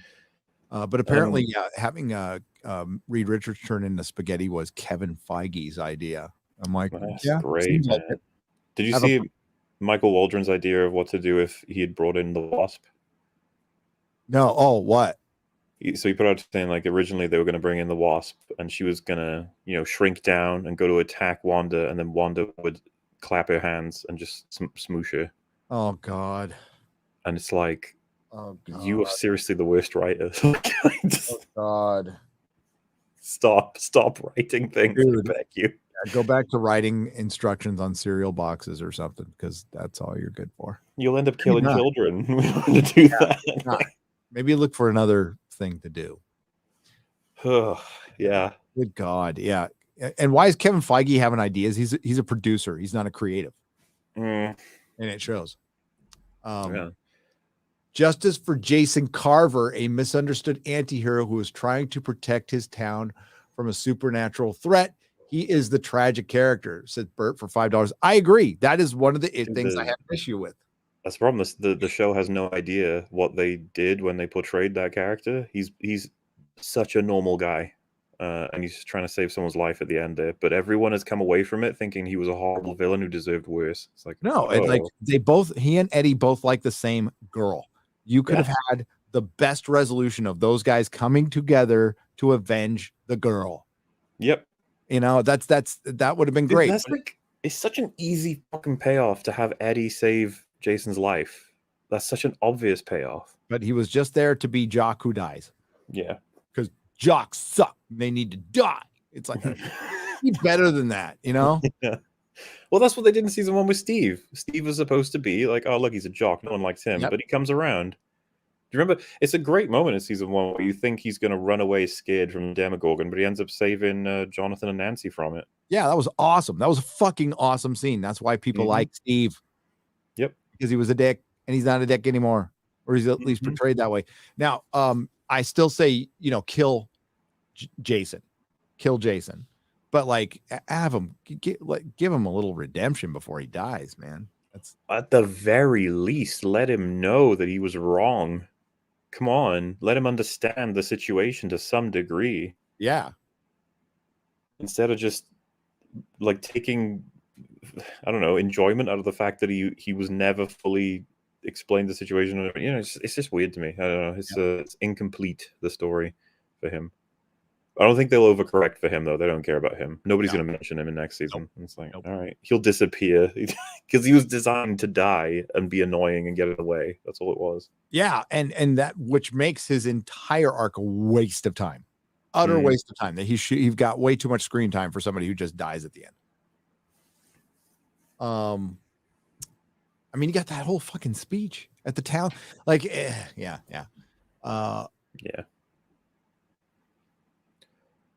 Oh, go for it. Attack on Titan's ending isn't that bad. It was like if after seasons 1 through 4 of Game of Thrones, it ended in the quality of Stranger Things season 2. To be fair, I really hated season 2 of Stranger Things, so like, hey, to each their own. Yeah, no Attack on Titan's ending is a monument to bad writing and a masterclass in ruined setups. No book, show, game, film, anime has a worse ending. Really. I mean, wow. I still think Game of Thrones season 8 is hard to beat. Just saying. So hard to beat, that's all. I know I said I mellowed out, but if people here start defending Attack on Titan, I'll actually go back to being exactly how I always was. Oh no. He throws people off rooftops in his super chats often, so you know how it is. I skipped all the Russian plot. Should I go back and watch? I concentrate on the kids' stories. In season 4? Yeah, I think so. That's what they're saying. Oh, I would definitely go back and watch it. I think that Hopper's plotline is better than the Lenora plotline. So if you enjoyed the Lenora one, then give it a shot. You learn more about Hopper in a very serious way that I think is actually way better. And you get to meet the God character. There's some chemistry there. And you get I feel like I'm spoiling it now, but the big fight with the Demogorgon, which I thought was pretty okay. It was pretty fun. And you also find out that you can capture the Mind Flayer. Apparently, yes. Yeah, put them in a little tube. Little tube. Where they must have had a vacuum cleaner or something. I don't know. Yeah, that makes the most sense. Vecna being Eleven's dad sounds like a troll. Like, there's no way that's not a troll. The timeline character placement just doesn't allow for it. I think it might allow for it timeline-wise, because he was a kid in, like, 1959 or something like that? Yeah. So add 10 years, and then all you need to do, this is the dodgy part, is you have to have that sect of government do some really creepy and weird shit. And then you could make that twist. Though, this is the thing. I read it, and I was like, maybe they could do an I am your father payoff, I suppose. I don't know. We'll see. Because, I don't know. I think it would make fans uncomfortable. I'm not sure how much narrative juice you can draw out of that compared to the gross feeling people are going to get. There's a little emoji of some hippos. That's neat. And most people love Steve. What do you guys think? Well, yeah, I really like Steve. I like Steve. He's a guy who every season is dragged into this mess, and he usually ends up defending people or looking after the kids because he knows that he's got to. It's like his responsibility if he's the only adult in the area. I really respect someone for that. And he usually comes through. He always has to do the brave thing. I like that they kept that up in this season. Like when they're all in the boat and they realize someone's got to go in the water, and he just stands up immediately and starts getting ready. And he's like, I was a swimming guard. Why am I forgetting the name for it? The person who looks after people who might be drowning. Lifeguard, yeah. Yes. He's like, I was that for 3 years. I was on the swim team or whatever. Like, nobody here will be better for this than me. I'll do it. It's just like, man, look at him go. Good guy. Yeah, I am caught up for now. So okay. Heike Heinonen, sorry, for €2. Will should be bigger, have bigger power than just a neck itch. Yeah, I agree. I think they should have been slowly bringing on, like, because he had visions in season 2, so like, and it felt like he was having one at the end of season 4, but everybody was seeing it. So, Mikey Gusler for $10. Hi, Mikey. What's up, buddy? Hey Gary, you talked about doing a Midwest meetup. This is August 12th. I'm going to Def Leppard, Motley Crue, Poison. Oh, and Joan Jett. Oh, that's awesome. Concert in Pittsburgh, Pennsylvania. Want to come hang out in Pittsburgh? I can't August 12th. I wish I could. I can't though, because that's real close to Vegas. I got to prep for Vegas. But thank you for the invite, dude. That would be an awesome fucking show. Is it Vince Neil with Motley Crue? I do not know. I know they hate him, so they keep getting back together. So I don't know, but I like Crue. I like Crue. They're all right. Shout the Devils, fun album.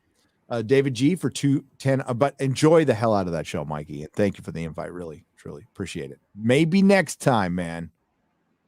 David G for 10 Australian dollars. Keep up the good work, fellas. You help keep us sane in an increasingly insane world. Love from the prison colony down under. Yeah, good luck down there. I saw one of your politicians try to equate climate change with people being abused because of their gender, which that would seem like a bit of a stretch to me. I'm just saying. Yeah. But yeah, that was the most insane thing I heard yesterday. I shared it in the real BBC chat. Mauler, watch Cobra Kai, says Rob Duran for $1.99. That's fair. That's one of those ones. That's on Netflix, right? Is it? Or that is on Netflix, yeah. Well, perhaps I will. Perhaps I will. It is quite good. Good character work. Johnny Lawrence is fucking awesome. A bit silly at times, a little kind of like Stranger Things. Some things you go, but the characters are so good that you kind of don't give a shit. The last season was better. Like first season's magic. It's kind of like it's better than Stranger Things. Like all the seasons were enjoyable, but first season nice. Really good, really really good. How did the Russian camp get Conan's sword? Asked Matthew Matson for $1.99. Well, maybe they went to a collectible store, but they had those that armory for the Demogorgon. So maybe they had a sword laying around. Yeah, and it was supposed to look like Conan's. I'm fine with that. I got no problem. Should Matthew Vaughn make a Superman film separate of this Zack Snyder? Says XLS for $2. Well, I wouldn't throw away any of Zack Snyder's stuff. I would just make a Superman film. You can have the same people, right? Just have Matthew Vaughn do it. That's all. And you don't need to reference to anything. You could say some crazy shit that went down in Metropolis, a few years ago. Maybe that, but no, I would not do. No, no, that just confuses shit. Just make a Superman movie. Dude, you know that DC is going to get more and more confusing the more they release, probably. Because they're going to have to, they don't know what they're doing. They're going to retcon and move things around until eventually they're like, should we start naming timelines? And they're like, maybe. I don't know. Warner Brothers should be killing Disney. Yeah, Disney's got Marvel. Disney's got Star Wars, but we've seen what they've done with them. And arguably, remember when they had Harry Potter and Batman going at the same time? That was pretty successful. That was pretty successful, which made Disney go out and buy, Star Wars and Marvel because they were getting their ass beat so bad. And then Disney proved that they deserve to get their ass beat because they suck. Thoughts on Severance and Everything Everywhere All at Once? I haven't seen the latter, and Severance I haven't seen either. I need to watch Severance. People keep recommending it, but Everything Everywhere All at Once, I thought it was great. Loved it. Thought it was awesome. I recommend it. Yeah, I'm definitely going to watch in the future. And I wasn't a fan of metal until a few years ago when I found fun metal bands like Windrose, Stormseeker, and Manowar. Or no, sorry, Nanowar of Steel. I thought you were talking. It says Thomas Wright for $5. Hey, however you get there, you get there. That's fine. It's fine. I had like the most normal introduction to metal ever. I was like, here is Megadeth, Iron Maiden, Metallica. Like, just listen to them. I was like, this is really neat. And then I started to listen to like more obscure, branching off subgenres. You know. Yeah. I got into it because like I just liked really aggressive, freaking energetic music. I just do. So yeah. But I mean, like I was into Kiss when I was like a little kid. Like a little kid, like 7 years old. I was like singing Love Gun, had no idea what the fuck I was singing. So yeah, that's what got me. That's where the metal got me, was Kiss. And then, you know, the 80s happened and thrash metal and fucking Megadeth and Slayer and Sepultura, and you know, it's off to the races after that.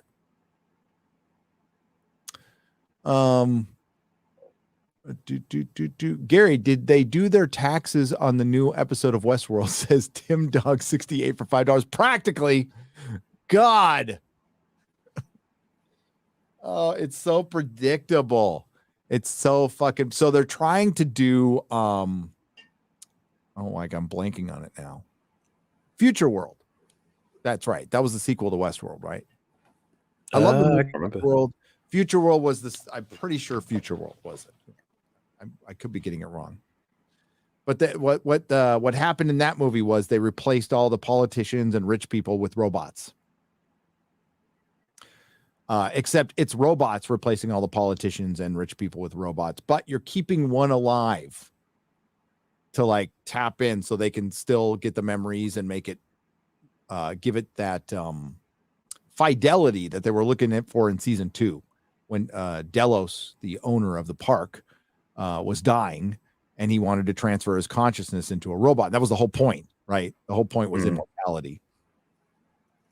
And it's supposed to be like a big, what I thought Westworld would be like, you know, a little bit of criticism of big tech and their data collection, but more consciousness. What is conscious? Let's study that. Let's study all aspects of it and have a little fun.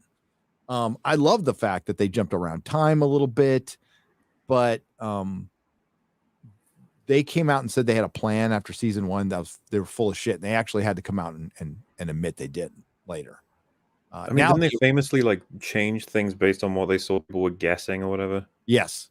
Yeah. No, Jonathan Nolan did like the dumbest thing possible. Somebody guessed something on Reddit, so they changed a complete plot aspect. And one of the stupidest decisions you can make as a writer, just because a fan guesses where you're going with it. That's not a bad thing. That's okay. No. I mean, credit to George R. R. Martin, who said he would never do that. And he said, there's people on Reddit who have guessed what I'm going to do.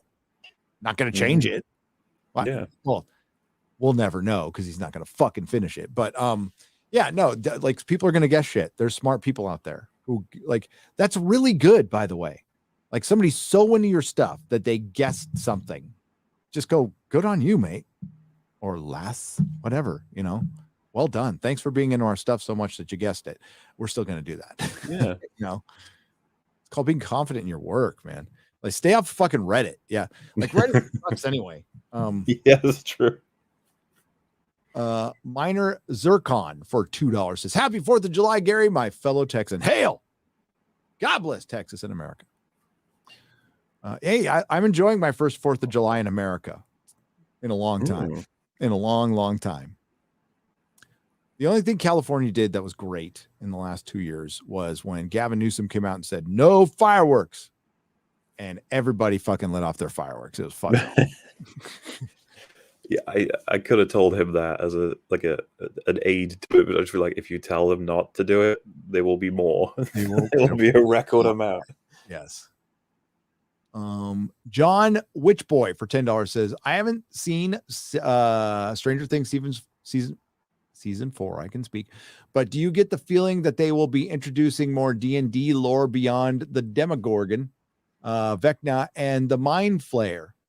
I doubt it. I've only ever really played with the D&D stuff, very thinly and vaguely. In fact, do you remember the scene? I think it's in season 2 where they're talking about the mind flare, and Hopper is like, "What is this? Like a game?" And they're like, "Yes, D&D." And then he's like, "Oh, what the fuck? Like, why are you guys?" And then Dustin explains like, "Oh, it's like an analogy to help us understand, or metaphor, or whatever, to help us understand the creature itself." And then Hopper's like, "Well, how do you beat it?" And then Dustin says, "Well, you need zombies, things without brains, because the mind flayer likes brains." Then Hopper looks at him like he's an idiot. And I remember thinking to myself, like, you just asked him how you defeat the creature from the game mechanically. And it's like, I basically, D&D has only ever been just like a little way for the kids to kind of rationalize the drama of what's happening. Because Demogorgon, Mind Flayer, Vecna, none of those things are actually accurate names for what we're getting. It's just a really cool way of, like, how would the kids name them? But at the same time, it would be nice maybe if they could incorporate D&D a bit more. But in the same way that Eddie is like a more Hollywoodified version of like a metalhead, I think that's their approach with D&D as well. It's like they're never going to get into the actual like weeds of how D&D actually goes. Because I don't know about you guys, like how they're going to defeat the mind flayer with Max. She's mindless. She's like, they might.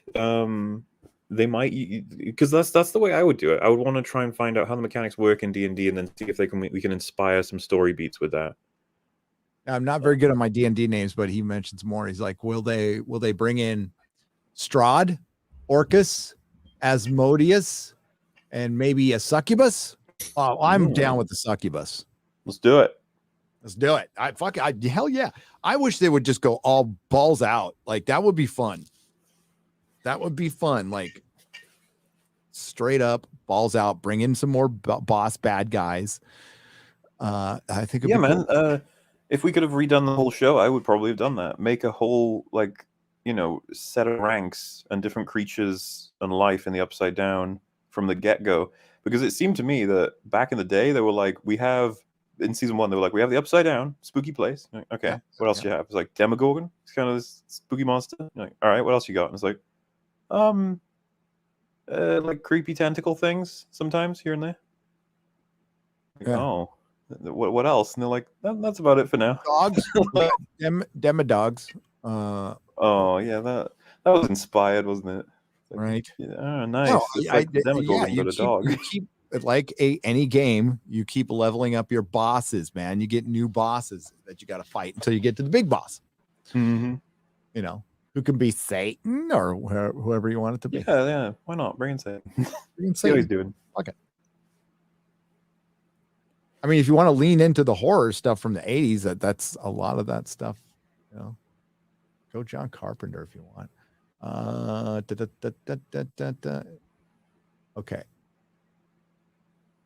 So I think season 5 spoiler ending, 11 killed by Vecna, but Will and Mike retaliate by kissing, and Pride Rainbow bursts from the embrace, destroying Vecna, says John Kennedy for $5.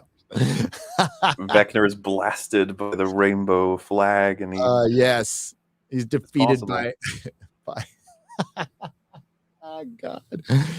Oh, if it was run by Disney, well, if it was run by Netflix, but this might be a new Netflix, we don't know. Netflix really needs Stranger Things to work so they can spin off and do more, which they're talking about. Dude, season 4 gave them hope, probably, because after season 3, its cultural footprint was faded. It's like Stranger Things, honestly, like, oh yeah, I remember that. I think, and it wasn't enough to help keep them from losing a bunch of subs. I mean, like, let's look back at their Witcher. Witcher fucking failed massively. Like, nobody was talking about Witcher season 2. Yeah. I got reminded yesterday that there's going to be a season 3. They're filming it now, and it's like, oh, great. Henry Cavill will be guest starring in The Witcher again. That's awesome. Off topic, but please check out Star Warped, of a 2002 claymation parody of Star Wars and Star Trek. It's just full of memes. Watch the trailer, if nothing. I will. Eraser279, thank you. Salute to the Scott-Irish over mountain backwoodsmen of the Carolinas, Battle King Mountain, leading to Yorktown. Well, shout out. All right. Sorry, I was having a hard time reading that. That was my bad. And shout out to you, Orbital Hub, for $5. Thank you. And Rob Duran, thank you for the $1.99. All right, I've got the super chats there.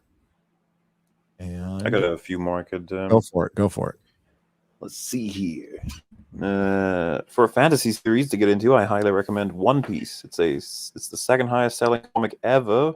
Yep. With writing on par with Lord of the Rings and Dune. Damn. That is some it's high praise. That is some pretty high praise right there. I have heard of One Piece, but I mean, it's probably the most intimidating thing to ever start reading because it's like 1 billion years long already, right?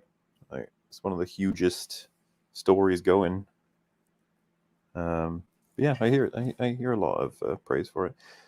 Steve getting shat on in season 2 was what made me check out. I still remember. Always felt like Jonathan was a self-insert for the Duffers and Steve an effigy/avatar of some Chad that cucked them in school.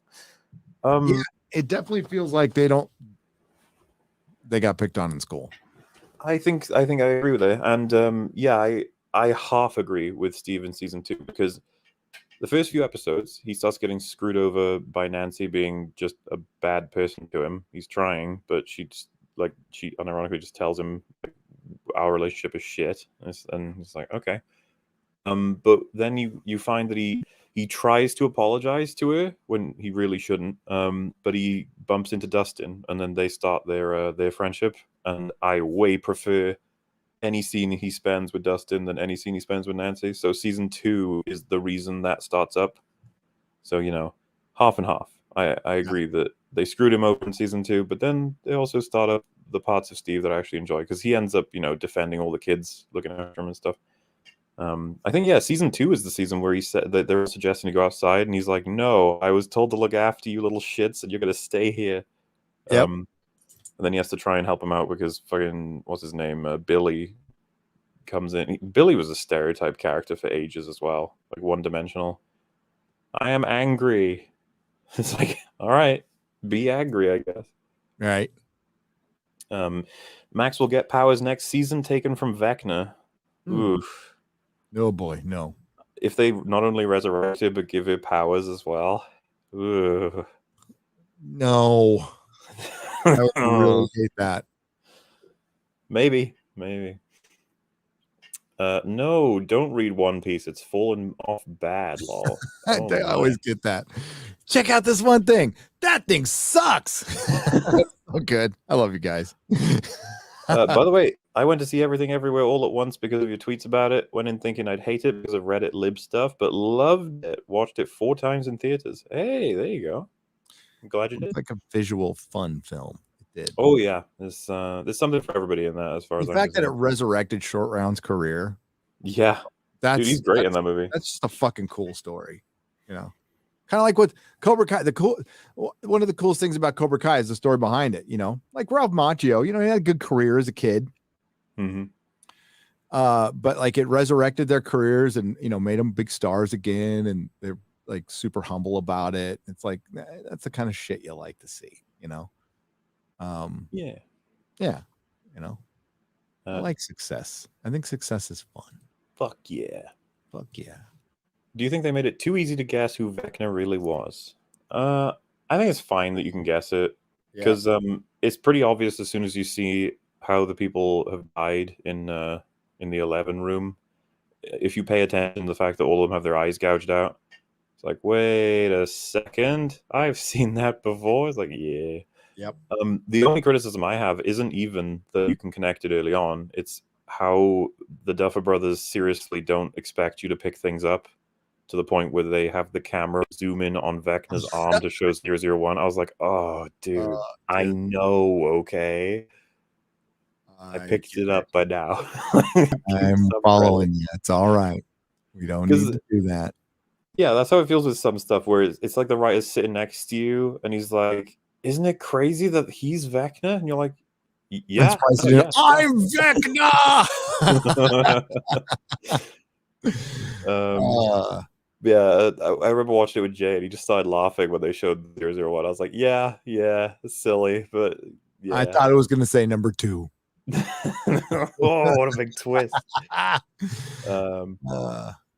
Still sad you haven't seen Mob Psycho 100, made by the same person who did One Punch Man. Genuinely great and even excels at points compared to One Punch Man. I gotta finish Parasite. I've been told Mob Psycho 100 is good as well. Yeah, it's hard to keep track of all of these animus. Okay, yeah, what's going on? I don't know how we can't manage to animate jack shit in America that doesn't look like Cal Arts garbage, and that little country over there. Yeah, they're doing stuff. Crank out some pretty good stuff, like animation wise. I don't like the super cartoony anime, but I like the more realized version, right? So I'm not going to be watching Sailor Moon anytime soon, but yeah, like Parasite it's really good. It's really good. As much as I love One Piece does certainly have hiccups, so not Tolkien level, but for a series going over 30 years, it handles continuity and storylines better than most. 30 years, I guess. What can we compare that to? Doctor Who, maybe? Yeah. And that's going great. Oh, so great. So great. So great. Did you see Black Phone yet? Thought it was original and very enjoyable. Ethan Hawke is creepy as fuck as a serial killer. I have not. No. I heard it's good. And that's by Scott Derrickson, the guy who was supposed to direct Doctor Strange. Oh, interesting. Yeah, because I've heard from one other friend that was a good film as well. So yeah, maybe I'll check it out. I don't know. But yeah, I'm caught up for now. If you want to carry on your end. Peter Davidson for 20 Australian dollars says, "Did you get my emails on Tolkien, please?" Not yet, but I will get to my email tonight when I go through it. I have to respond to a lot of people. And thank you, Peter. Thank you for the 20 Australian dollars, and say hello to Mum for me. And thanks for the cricket bat. I now have a weapon. If anybody comes to my house, they're gonna cricket back over the fucking head, because that's the only thing I don't play cricket. I could take it to the batting cages and use it as a baseball bat, but that wouldn't be fair. It's a little too big. Kelly Johnson for $2 says, "GM, who will Jon Snow's new love interest be?" A guy named Bill. Bill Snow. Bill, yeah. Bill Sleet from Essos. Now, I don't know. Yeah, Johnson, I can do an entire live stream on what I think they're going to do. But we talked about it a little bit. It's going to be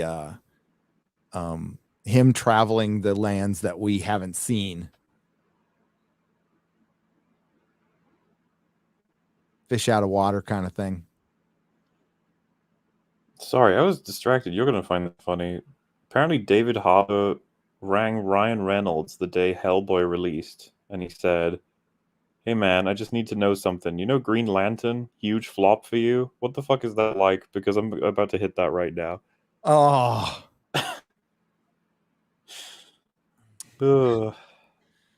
Well, why'd you need a phone call? You just sat there and feel it.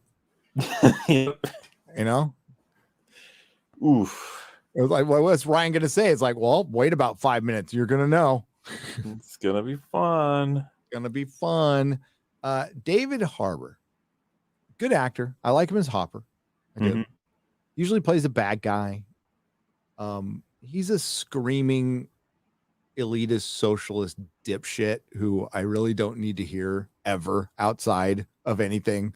Just stick to acting, buddy.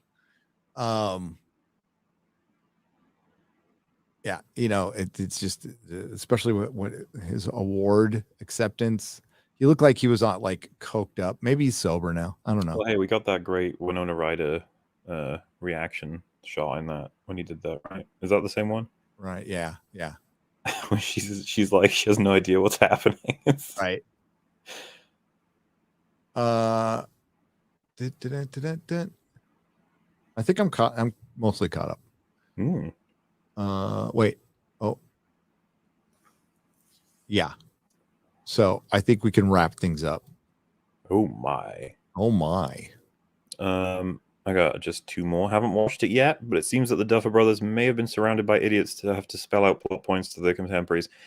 Yeah, it's one of the lowest tier problems I have with media. It's like, I can get over it, but man, I wish you wouldn't treat me like a baby sometimes. It's like, I get it. I got it. Okay? Like, Kenobi, I just laugh my head off when they tell us like a million different ways that what Reva's arc is. I almost expect it. But when it's in Stranger Things, I'm like, oh, guys, come on. You're better than this. You don't need to do that. I don't know if I'm reading too much into it, but I thought Owens and Brenna reflected the two sides of fatherhood nicely. Owens was protective and caring. Brenna was strict and disciplined. They were fantastic. I liked them together. I felt like I did too. Like the two dads. Yeah, it felt like they had a good balance of approaches and stuff. They did, and it gave Paul Reiser Owens, his character, a little more to do, and it made him a little more like, he's still nice guy, but like he knew what he was taking 11 into, and he felt fucked up about it. Yeah. I thought that was really good how they did that, to be honest. And I can understand it if they all believe the world is at stake and she's the only one that can save it. I get it. I get it. But how is the world at stake? I mean, I don't know. That's the thing. I still don't know. I mean, they're going to destroy the world. They know it somehow. I'm not sure. I mean, these kids have fought off everything from the Upside Down so far. Okay, so you got to convince me. At the end, I was expecting like a post-credit, like they gave you a little vision through Nancy. I guess they felt that was enough. I don't.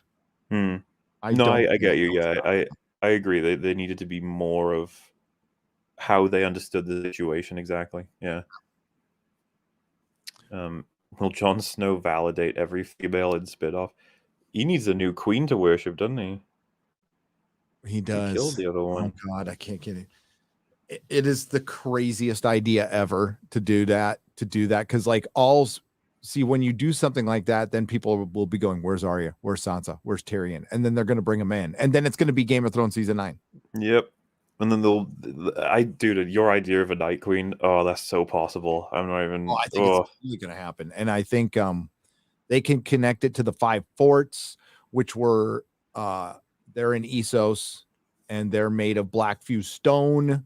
Of like the elder races, which is supposed to, it's just when George R. Martin was building out his world, there's a bunch of Cthulhu shit in it. There's a bunch of H.P. Lovecraft stuff in it, right? So so those were built, these giant forts that they couldn't build now. It's also a callback to Elric, right? So you have some previous civilization that's been completely lost, build this super advanced thing that they can still work, but they don't know how to make it.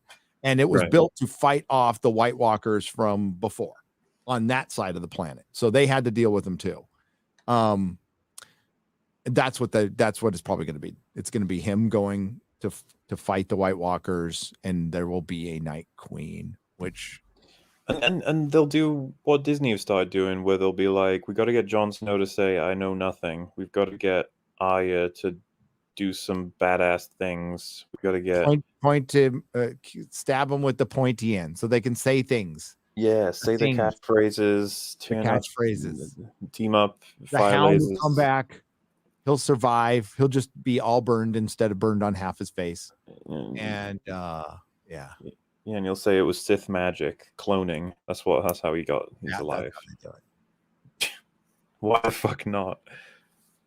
I got a few more here. CD Stein 69 for $9.99. Really feel they're going to jump the Silent Hill mode for season 5. They'll try to make a parallels to the town in Pennsylvania that had the coal mines that still burn today. Oh, there's a couple places on Earth that's like that too. There's a gas pit in Russia. Was it Russia? No, it's not Russia. It's somewhere in Europe. Where it blew up. No, it was right. I think it was Russia, where they tried to there was a mine, but they thought it would be a good idea to just blow it up to close the hole or something like that, and it just caught on fire, and it's still on fire. Yeah, and there's that coal fire in Pennsylvania that's been going on since the 70s. Maybe. R.I.P. Tim Sale. His art will always be a strong voice. Says Uneven Streets for $1.99. Yeah. Died of liver cancer or failure. One of the two. Demons, man. He wasn't that old. Great artist. Did Long Halloween. RRTNZ, $5 says, keep it up on the super sticker. Thank you very much. CD Stein 69 for $4.99 says, if you're going to level up with D&D bosses, then they already gave a hint to Tiamat with Will's painting. Oh, okay. Oh, the three-headed dragon thing? Yeah, that'd be cool. Yeah. I'm fine with that. Yeah. Just don't fight a fucking cloudy dust monster. Just No. don't. No. Franco Carlosimo says, have any of you read Berserk? Yes, I have read the first volume. It's fucking awesome. I started a few weeks ago and I just can't stop. Medieval fantasy manga with a lot of good characters, gore, and demons. Yeah, it's freaking dope. But it's good that it's going to get finished. It's good that it's going to get finished. All right, I'm wrapped up, buddy. Over here I just got what the fuck? Why does George R. R. Martin love Doctor Strange 2? He did. I'm not surprised. To be honest with you, I was gonna say, well, he should speak well of different companies right now because he's in the biz, right? But then I was like, you know what? He probably did like it. Fuck it, whatever. He probably thought it was great. Why not? Gary, what about Val? Well, Val Kilmer, is it? Or? What about Val? Yeah. Val. I'm not sure. This same person was asking about the will Jon Snow validate every female in spin-off. I don't know if it's got something to do with that. Or are they talking about Val Kilmer in Top Gun, maybe? Or I don't know. Val from A Song of Ice and Fire. Oh, Val. Yes. Okay, that's a character they didn't put in. Okay, it took me a second to get there. It's the girl that it's a wildling that he's attracted to. That could be a woods witch. She's got some werewood stuff. She's like super fucking hot. Yeah, like they would bring her. I think you're right. They would bring her in. Maybe. Yeah. 8th level characters struggle to a mind flayer. Kids wouldn't be able to do it. Hey man, it's a TV show. They'll just write it so that Max has powers. Why not? They need to bring in some archaeologist or something that finds some scroll that says there's another dimension with a Tiamat or whatever. That's what they need. They need to add some lore without just D&D.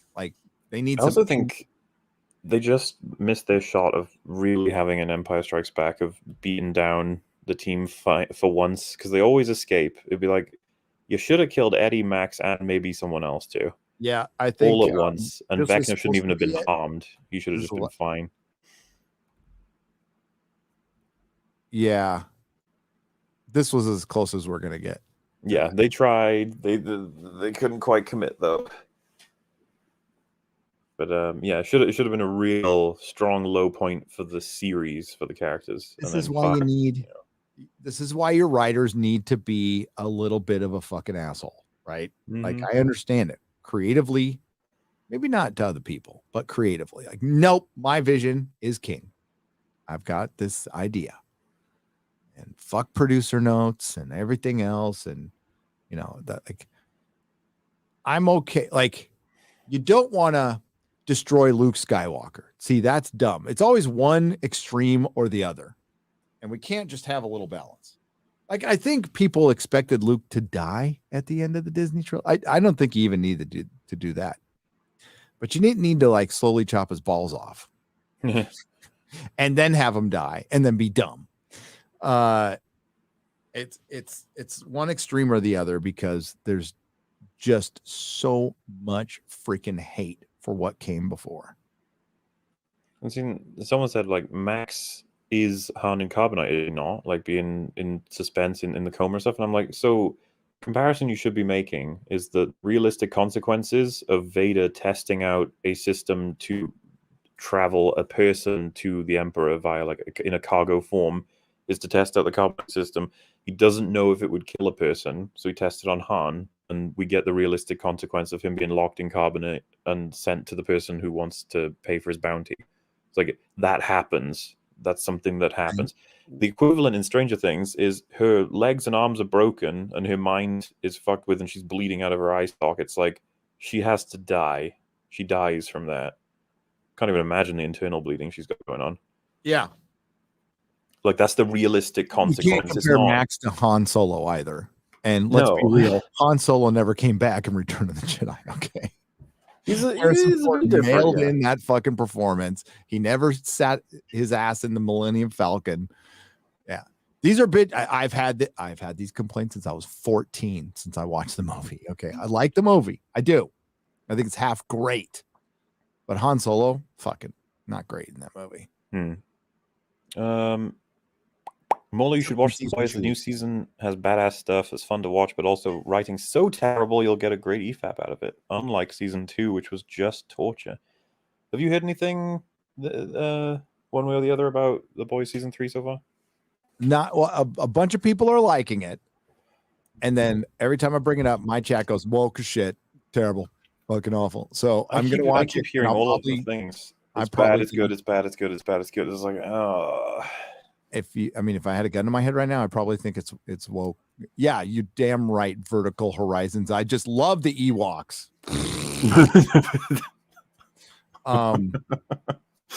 Everyone's favorite. Do not like the Ewoks. I'll probably end up not liking it. I'd be surprised if I ended up liking it if several people are telling me it's middle to okay to bad to good. It's like, oh, if it's at that point. Stranger Things got like high recommendations, and I consider it like pretty flawed.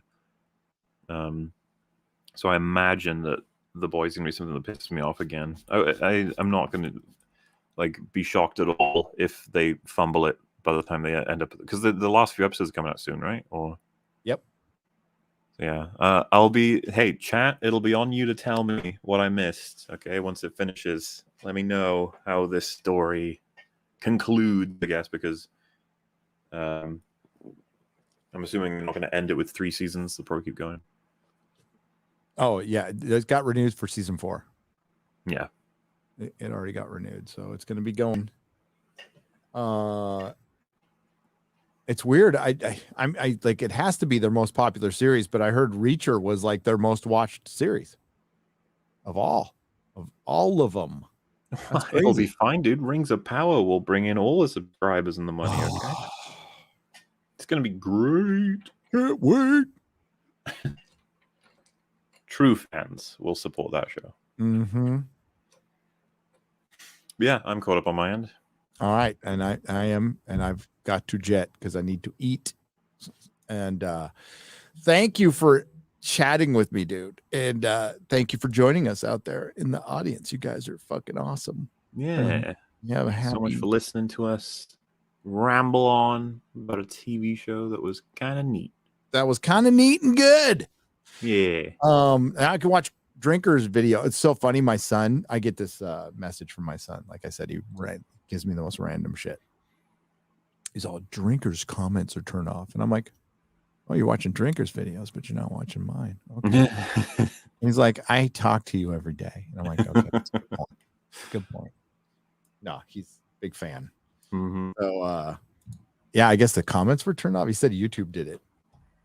YouTube was acting funny all weekend. It's like they took the weekend off or something. I don't know, because of 4th of July. Oh, maybe, yeah. My ad check took an hour and a half yesterday. Wow. Yeah, it was crazy. But happy Independence Day. Yeah. Everyone across the world. Freedom, freedom applies to you guys too. Freedom. Absolutely, yeah. Yeah. It's a strange way to spend the day, I guess, for us. But you know what? Talking about a show that's a bit of fun, why not? Why not? I would love to do this more in the future. Believe me, that would be my desire. My desire would be to let's break down shows we like. Well, hey, I mean, we'll probably do this again in 2 or 3 years when the next season comes out. Mm-hmm. Or when the next good show comes out. Oh, about 5 years, maybe. Which one will be faster? I don't know. But thanks, dude. Well, thank you as well. I had a lot of fun, and of course, thanks for hanging out with us, everybody, and thank you for kind donations. We'll both catch them Tuesday night because Real BBC. That's tomorrow. That is, well, for me, it's today. It's today for you. It's tomorrow for me. It's 6:23 here. So, hey, thanks for hanging. Thanks to all the mods on both sides. Thank you for your kind work. We appreciate you. Thanks for the donations. Thanks for the super chats. Yeah. See you in a few hours. Have a good night, I suppose. Cheers. Goodbye, everyone.